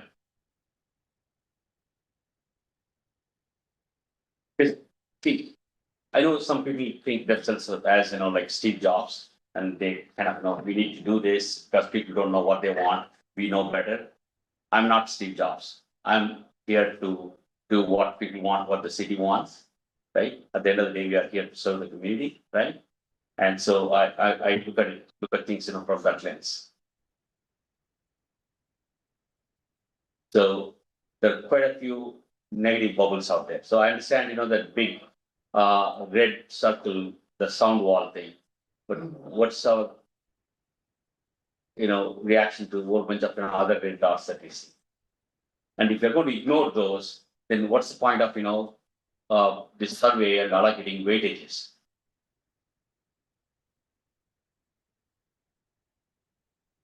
So I guess to clarify, are those all projects that are currently in the list of regular? No, these are just the comments that the public. Understand. From To use a specific destinations. example, to use what was mentioned today earlier, the sound wall question, I guess, that was one of them. which is, I think the right big bus there. Yes, the big purple Is that bubble. included Yeah, or that's is not that, included. so that project is not even included? No. Okay, then I think that's a lot. But what about the others? There's others as well. There's many others that have. Yeah, like along the boulevard, there are a lot of, red dots, right? So what are those? Yeah, I mean, the other nice thing about the website is that as we've updated it, is we've retained this map from phase one, so all of those comments are still visible and can be read by anyone at any time that they want to. I can't speak to every dot that was on Bollinger Road, but there were different suggestions that people had, different concerns and complaints that people had. And some of those had, a lot of engagement and there was a very balanced response. There were some that had positive responses and some that had negative. I understand that part, but here, the fairness part, we are saying, we'll give 20 points if there are net plus comments, 10 points for plus 5 positive comments, 0 points, if anything less than plus comments and likes. What are those red boxes? So- They get ignored? So it's sounding like you are recommending that you'd like to have a scale for negative Yes. comments. Yes, yes, Yeah. exactly. And, That's to be This- fairness. and this upcoming outreach phase, we will be collecting more data and more feedback from the public. And that feedback will be used in addition to the feedback we got during phase one to help us with scoring prioritization. Again, I would recommend caution because if we look at Bollinger, for example, the crossing between Bollinger and Blaney, I think this purple dot is also mine. And it's again, one that just said, this is a dangerous infrastructure. It's not part of a plan, it's not part of a project, it's not part of anything. It's just a feedback to the city that when I ride my bike here, I feel unsafe taking a left turn. And so seeing dislike comments like this, I think that should be taken with like a line of salt, because in that case, it's just an impulsive reaction to not even a project that's in place. It's not even me saying I want my bike lanes and I want to get rid of cars. It's not me saying that. It's just me saying there's a problem here that we might want to fix. I don't know how. I don't know if the city wants to do it. I don't know how it's going to be prioritized, but I have a problem. And here, seeing these dislikes, and if we take that into account, it's like, okay, what are we even disliking? Oh, okay, guys, I think we have given enough, commissioners, given enough. Can I say just one thing? Can I make some comments and then I'll open up again for, comments? Okay, if you want to, please go ahead if you want to make a 30-second or less than a minute. I just wanted to say, one other thing with the prioritization, I would like to see a focus on seniors and disabled. I'm a senior and I know disabled people, and Cupertino is a great community, so I think it's really important that we put some points in there. If you're near a senior center, there's I think the development going up on Mary Avenue with like 40 units, and I think disabled individuals will be in those units. That was really great input. Thank you. Thank you. So I've not been stopping the conversation. Guys really want to have a free flow of ideas. So you might have seen that, but now I want to insert myself and say what I wanted to see as well. The first thing I say is, like, a lot of things I said about individual points, but I've been looking at the active transportation plans as well as, what they call it as a bicycle and pedestrian plan. Some of the cities call it as a combined bicycle and pedestrian plans, and some of them as active transportation plans. I sampled some of throughout the state, like I sampled some of the plans in the Northern California and Bay Area, and also some in the Southern California, to see, how are they really structuring the document? What do they want to see? What's the focus, right? I think that's where we wanted to start. Like, we're trying to go and picking individual projects. That's not the whole idea of the ATP, right? The ATP is what the city wants to see as a vision, right? What does the elected officials or the people, right, wanted to see as part of the goals? Like, that's basically where it starts from, right? If you look at it, like, what we are saying is, the people are saying, like, prioritize pedestrian improvements, right? A lot of lopsided resources and time. My staff have been going on talking about, bicycling. And, if you look at the Stevens Creek vision, plan that was put out by the ETA, you can see that the Cupertino has spent a lot. We are one of the best cities, in the whole of that corridor where we have made improvements compared to other things, right? So which means that we need to shift the focus and see, what do we want to see going forward. Second thing is safety is most important, right? That's the next schematic. The third thing is school safety. The people around the schools are the ones that are using some of these walking and bicycling, which means that, what are we doing for those schools? If you tie this to Vision Zero, then there is this high injury network that we it's based on multimodal transportation, right? It's not just one thing. When we say Vision Zero, it's not a Vision Zero for bicycling and pedestrian. It's actually Vision Zero for all modes of transportation, multimodal, right? And from there, we have identified the network and see how do you focus on that. So you pick up a few of the thematic things, and that should be the vision or the goals for the city, and basically get the blessing from the commission as well as from the council. Now, having said that, how do we roll that over into the plan? If you go into the plan, right, then we say that, okay, these are the few thematic areas that the city wants to really focus on. What are we doing about the next chapter, right? So which is basically for the next 5 years, you can't really go and focus on 100 different projects, right? So we pick saying that for the next 5 to 10 years, we have Vision Zero, which says that, this is the time frame we wanted to get to this point. Same way, we need to have it like for the 5 to 10 years, what's our focus area? Let's say if you're saying that high injury network is our focus area, schools are the focus area, pedestrian are the focus area. If you look at those things, then lay that out in the chart, like what you're having with your stress, LTS, and the scores, right? Where you are trying to attract. Pick those areas and say that these are the areas that we wanted to really focus on for the next 5 to 10 years. What projects are really coming in there? We want packages, like when you talked about the packages at the end, right? Implementation packages. Make the recommendations that these are the packages that we really wanted to work on, get the blessing from the council, and then we go and make that happen. We talked so much time on the prioritization, but this is the prioritization because these are the areas that we wanted to really focus on the projects there. How do you make sure that you are improving the safety there? How are you making sure that you're changing the intersections such a way that people are, willing to go and walk, right? Those are the kind of things and that's another thing, the recommendation or the toolbox that you need to present it saying that, okay, which comes out of this? Okay, these are the packages, implementation packages, and these are the toolboxes that we provide to do it. The toolboxes engineering should also include all of the things like the changes that you want to see in order to improve the safety, right? Example could be even technology use. In fact, it's a great thing that you showed that you're using cell phone data in order for identifying how the traffic is. In fact, a few years ago, we invited many of these high-tech companies in here to come and present to the commission, technology commission, as well as some of the bike commission members were part of that as well. To look at, and we did even prototypes saying that how can we really monitor it? Because one of the things that came up as a thematic thing is like we want to really monitor. We just don't want to blindly invest. We want to monitor. And one of the things that was said is the cell phone data to find out how many people are actually going walking or biking to these schools. That's another way of getting that data. So basically we need to be investing also on the technology use. How do you make sure the near misses, automated signaling? These are all the things that should be part of your package, recommended package, saying that okay, these are the areas that not only we are doing actual projects in here, but how are we improving that in those thematic corridors? How are you improving the safety by using the technology as well?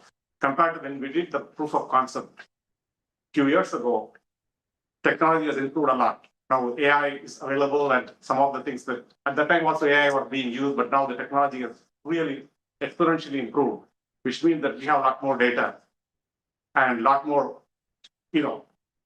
ability to make changes. So I think that should also be part of your package.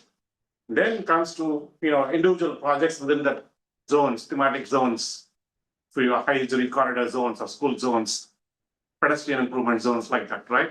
And then that's where actually you are trying to go and figure out that okay, these are the projects that we want to prioritize, and we can talk about how we can prioritize those projects. Then if you're saying that the 5 to 10 years is all we can do, you don't have to go and spend all your consulting hours on all those projects, right? Because we focus on this one because this is all you have time and resources available to go and focus on. Wherever funding you want to get, that's basically area that we want to focus on. And future, of course, 10 years down the road, you're going to again revise these plans and things will change, priorities will change, and we can always refresh that. That way you can get some meaningful impact coming out of this plan.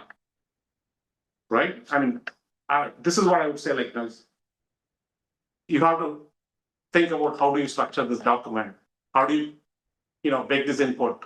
Maybe you can, I'll give you examples, but you can look at, state for different best plans and then accordingly structure it and bring it to us and bring it to the council for recommendation. I think people have given enough input, but that you take it as how does really influence the thematic corridors that you want to really focus. Thank you. That's my info. Thank you. And what I would also suggest is like, how do we also provide collective, input which is actionable for, I know that individual, each one of us provided inputs. It may be good to really present the priorities as to what you want the staff and the council needs to look at. Because when you go to the council is going to ask what's the input from bicycle commission, what's the input from the planning commission, and so on. I think this is the time where we can really make that fact. So I'll make a comment. My thinking is, except for those two main roads, Street and and Piazza, rest of the roads, I don't see a reason cars to be going any more than 25 miles an hour speed. Like they should. And by the way, thank you, David Stillman, for all those improvements you are making on McLaren with the flashing signs. It made me slow down twice. Okay. Not that now I want to go faster, but unknowingly I was going faster, and I saw that I'm like, okay, I'm 26, I need to come down to 25, less than 25, right? So those kind of small things go a long way in disciplining people, right? Like so for me, what are the things that we can do to make sure none of these other streets people drive more than 25, right? And if you can do that, then we solve the issue, because at less than 25, the collision is not going to result in fatality. Okay, so if we can find ways to make that happen, right?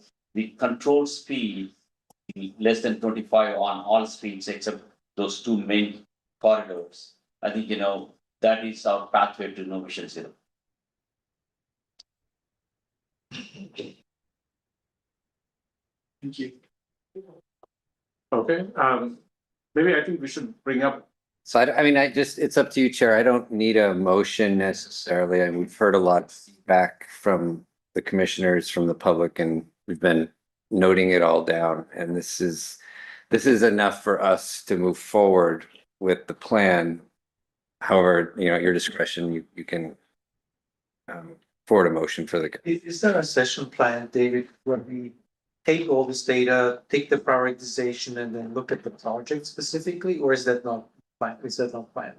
I mean, it came up a little bit today when we talked about the red kind of dots, but is there something like that planned that we kind of work through workshop as well, based on, or are you not interested in our feedback at all?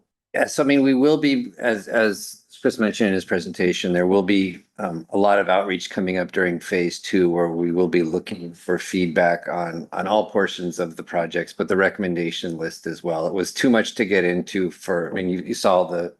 I was hoping this would come today, actually. Yeah, that would have been a lot to cover in a commission meeting. Spend another 2 hours here or something. Yeah. So we'll see what kind of feedback we get, but the intent is over the course of the phase 2, we'll hear back from the public, and we'll be coming back to the commission again as well on that list of recommendations. I think the other component to this is that the feedback that we get during phase 2, there's a very good chance that it will end up modifying some of the project recommendations. And so we don't want to prematurely run prioritization for projects where we haven't validated them with the community yet. So that's really the step that we take now. And we wanted to make sure we're prioritization criteria to you early, before we had decided anything on it. But for when prioritization is applied, that really doesn't come until after we've closed our phase 2 outreach. And so that's why we wouldn't have brought it today. But this app here, the online app essentially shows the list of projects. So Yes. it's just in a visual form, but it's essentially what the recommendations are. Is that correct? Yep. And they're. So we can take a look at our leisure in there. That's right. At an early draft level, that's what the recommendations You are. know, you shared a lot of data, and what I'm studying is now how to translate this data into, things that we could do, right? And so that's what I want to see as, okay, all of this data leads to us wanting to do this, and and you can prioritize it and vote on it, right? So it's what I'm looking for, right? And I like separated bike lanes so long as there are no barriers. Okay, so and if we come up with separated bike lanes, with the barriers, you can count on me, not supporting it, because I lived through that, right? So I would highly encourage, like, for example, that McClellan Road, $11 million could have been spent wisely. That in retrospect, that's how I see it, right? So I would highly recommend, take this input that you got from community, translate that into, actionable things, that we can make a recommendation on, and that are, is going to make things better for pedestrians and of course for bikers. And it shouldn't come at the cost of cars. Slowing down cars is okay, right? But taking away lanes is not okay, right? Because at the end of the day, we need to serve that population too. This is an active transportation plan, not an anti-car plan. Okay, so take that all those into consideration. Come up with some recommendations that we can weigh in, vote on, and advance it. So thank you. What's the process for providing input to council based on what we discussed here? So Okay, these are your things that you input don't- your input will help us move forward with the plan development. We're also going to be going to the planning commission as well. And then the city council, we will inform them of what we heard from both commissions, as well as they'll see the results of our work. That takes into consideration what we heard from the commissions as well as from the public. Okay, so let me ask the commissioners, right? Do we wanted to really have any motion to, or you just want to leave it? If there is a motion, I don't know what we are voting on, right? So we are voting on the survey data, right? Not anything like, here are the 15 projects, that we are recommending as an outcome of this survey data, right? That's not what we are voting, right? So. Correct. So, okay, I get it. So which means that are you planning to come back to the commission? I don't want to really come, like, for example, in January comes and then saying, okay, this is the document, we vote on it, which means that we did not have any input in that document. So we want to really shape the document. And that's basically what I was trying to tell you when I said systematic, what I want to see as structured, right? And what we wanted the commission to really vote on, right? The council wants to vote on. Yeah, we will likely come back to the commission again later in the fall. Yeah. Okay, that's what I would like. With the list of projects, I mean, that's really kind of the core of where we would like. Well, list. Yeah. It's possible we'll have a list. No, it should. Well, if I mean, we'll have them, we're then we have thinking originally November, and depending on how Alto works with, analyzing the recommendations, December at the latest. But before we go back to council with the draft plan, we'll bring. Before you start, fully finalizing the draft plan, we would like to really shape that document. Come back with, okay, this is the outline, this is how we plan to do it. As I said, the structure, and these are the things that you wanted to put into that structure. And, it could be individual projects or it could be a thematic, which saying that these are the top 3 or 4, because you can't really score everything. Bring it to us so that, we can use that. And same with the toolbox, right? I think many people talk, many commissioners talked about this, right? What is the toolbox that's going to provide? Pedestrian improvements means that you need to say that, okay, these are the 3 or 4 things that for us as a city is applicable for Cupertino and we want to do that. One of them actually, you can look at, the portal, a road, right? Where there are, areas where you have barriers to slow down and make it safer. Same way, if you go and look at Berkeley, they have done a lot of those kind of, that's their team. In order to make it safer, right? So like that, you need to pick some few themes and say that this is all the top 3 themes that we'll go after in order to improve the safety. Yeah, the Portal Road is a good example.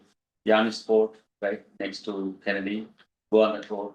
I don't think we are ever going to exceed 25 on those roads. Okay, so that's basically what we wanted to see, and maybe we'll come back in November and we'll talk about it. That way we will vote on it and make some solid recommendations. Can Yeah, I ask thank you. one more question on the phase 2 outreach we're doing right now? How is that look like? Is that we're gonna show this to people and say, hey, this is the list of proposed projects? So Give us feedback on those? Or are we kind of saying, oh no, we're gonna open everything up there and you can start having your dream project wherever you want it to be? yeah, So so what's the kind of structure of that phase 2? yes. So we have a series for the pop-up events. We have a series of different poster boards, and some of them have information about the project. Some have information about like a recap of the phase 1 outreach and what we heard.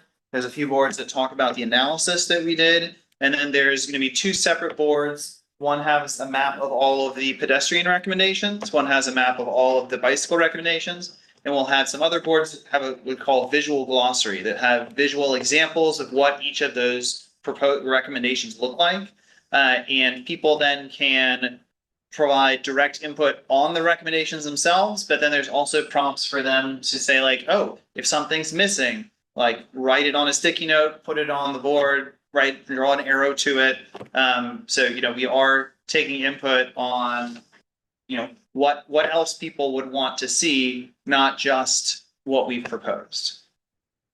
But wasn't that already captured in phase 1 feedback then, the other projects? I mean, just wondering, so as part of a iterative process, you're trying to converge eventually, right? So the phase 1 outreach, that really was focused on, we call like a blue sky approach of saying, it was agnostic of the network or specific projects. It was saying, what are barriers you experience, where are places you want to get to, what are routes that you use? And by doing that helped us to understand and focus on and look at where some of the focus areas that we need to be prioritizing for looking at what kind of project recommendations we can bring. And so now we're bringing those project recommendations back. But in addition to what we've already proposed, we want to make sure that people can tell us what we might miss.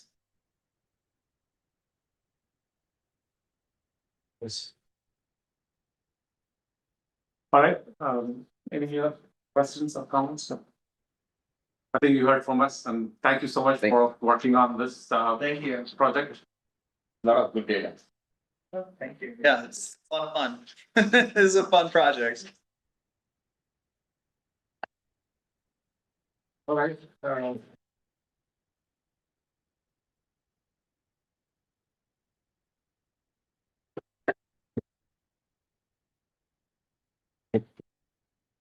First, yeah. Thank you, Chris. Sure. Yeah. All right. What I have to be. That's for sure. So, Ouch. do anyone want a few minutes break? Let's just Go go. for 2 items, right? Yeah. So, the next item is On Facebook. the staff update and commissioner activity report. Any updates from the commissioners? My side attended the VTA BPAC Commission meeting. Nothing impacting Cupertino directly. Just want to mention a comment. Commissioner Mooney mentioned at some point that no one wants to ride their bike on the freeways.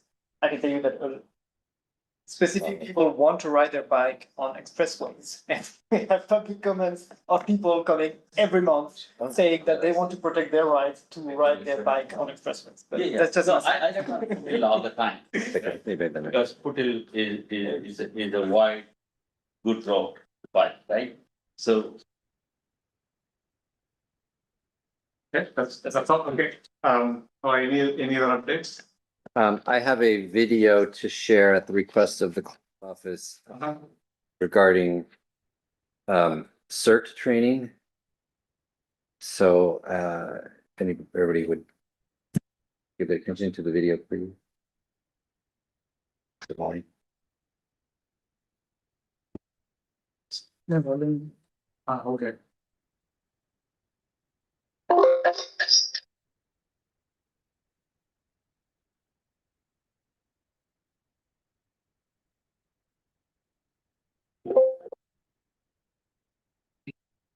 Is,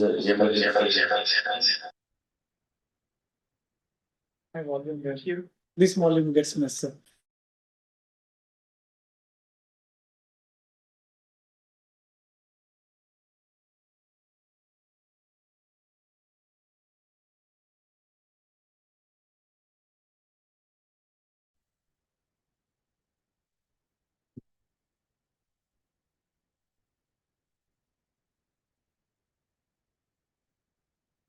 It's not working. It's not working. It's not working. It's not working.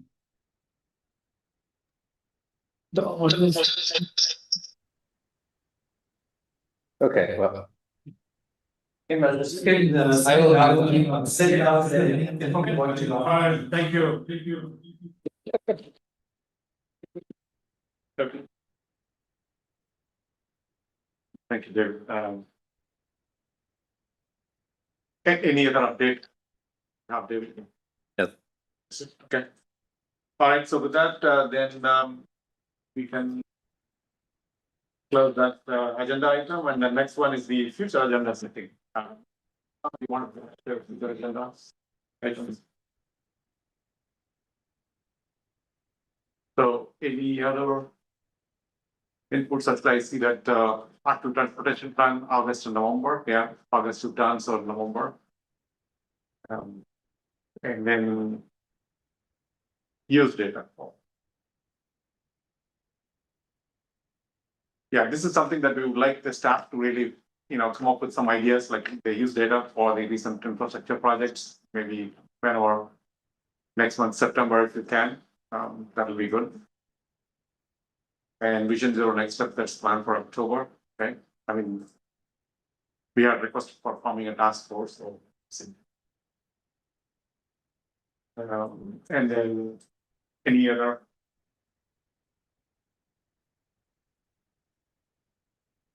Are there any grants in the work right now, David, that you've applied for? nothing outstanding. We received some money for SV Hopper. Nothing that would warrant a full discussion at the commission, however. Okay. I can send out an update if that would help the commissioners. Is there an Grant status.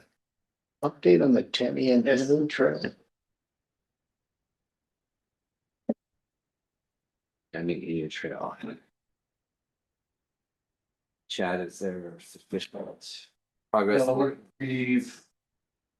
working with Valley Water and one of the adjacent property owners there. Been a lot of back and forth, trying to stay clean.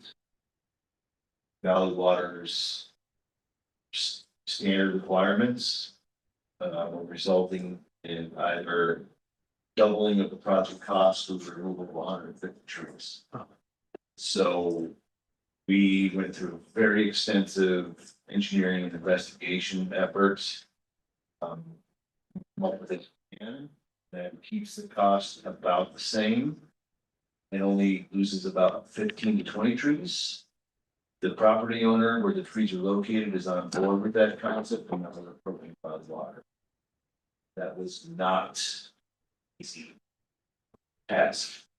It was like, how do you, you're kind of stuck between two stones there, and we figured out how to thread through it like water. So we're not there yet, but we think we've got a plan that Valley Water will accept. At least we accept.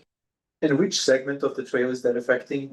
So the one From Valco Parkway along Calabasas Creek north to 280, and then from 280 out to Wolf Road. So it's the shortest and what we kind of thought was going to be the easiest. So would you be willing to come with an update? Sometime in the near future. That kind of was the update. And that was the other. I think waiting on Valley Water to get. Yeah. So because there's a future agenda setting, When we get approval from Valley Water, we can provide Okay. some information as to what we're looking at for a Yeah. project. Okay. Right now, I wouldn't want to give you an update. on Yeah. Valley Water saying no. Makes sense. sounds good, okay. Thank you. Any other topics? Just to add on that radar signs, like we are working on one of the project HSIP, where we'll be adding more 30 signs of those within the city. Yeah. And when you put that sign, also put what is the speed limit. Yeah. we got it. They know that, because otherwise, We shoot the work order, so maybe yeah. couple of weeks there will be a. Yeah, speed limit sign. what's the speed limit? And and the flashing that says, you are way already. I think that makes behavioral changes. Yeah, yes. Once you get used to it, then you're like, no, okay, I should stay within this, right? So it's a reinforcement. All right, any, Well, so for next, I don't know if we need to put it on here or not, but next month, I'd like to bring to the commission a decision on relating to Stevens Creek 2B. Phase 2B for the protected bike lanes regarding a bus stop configuration in front of Target. So I'm gonna bring a couple options and I'd like to get some feedback from the commission on that.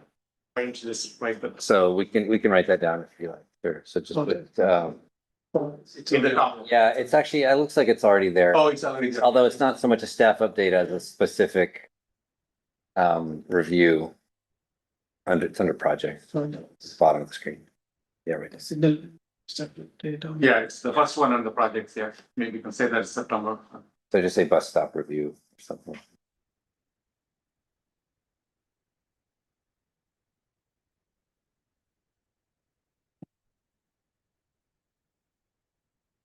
Okay, thank you.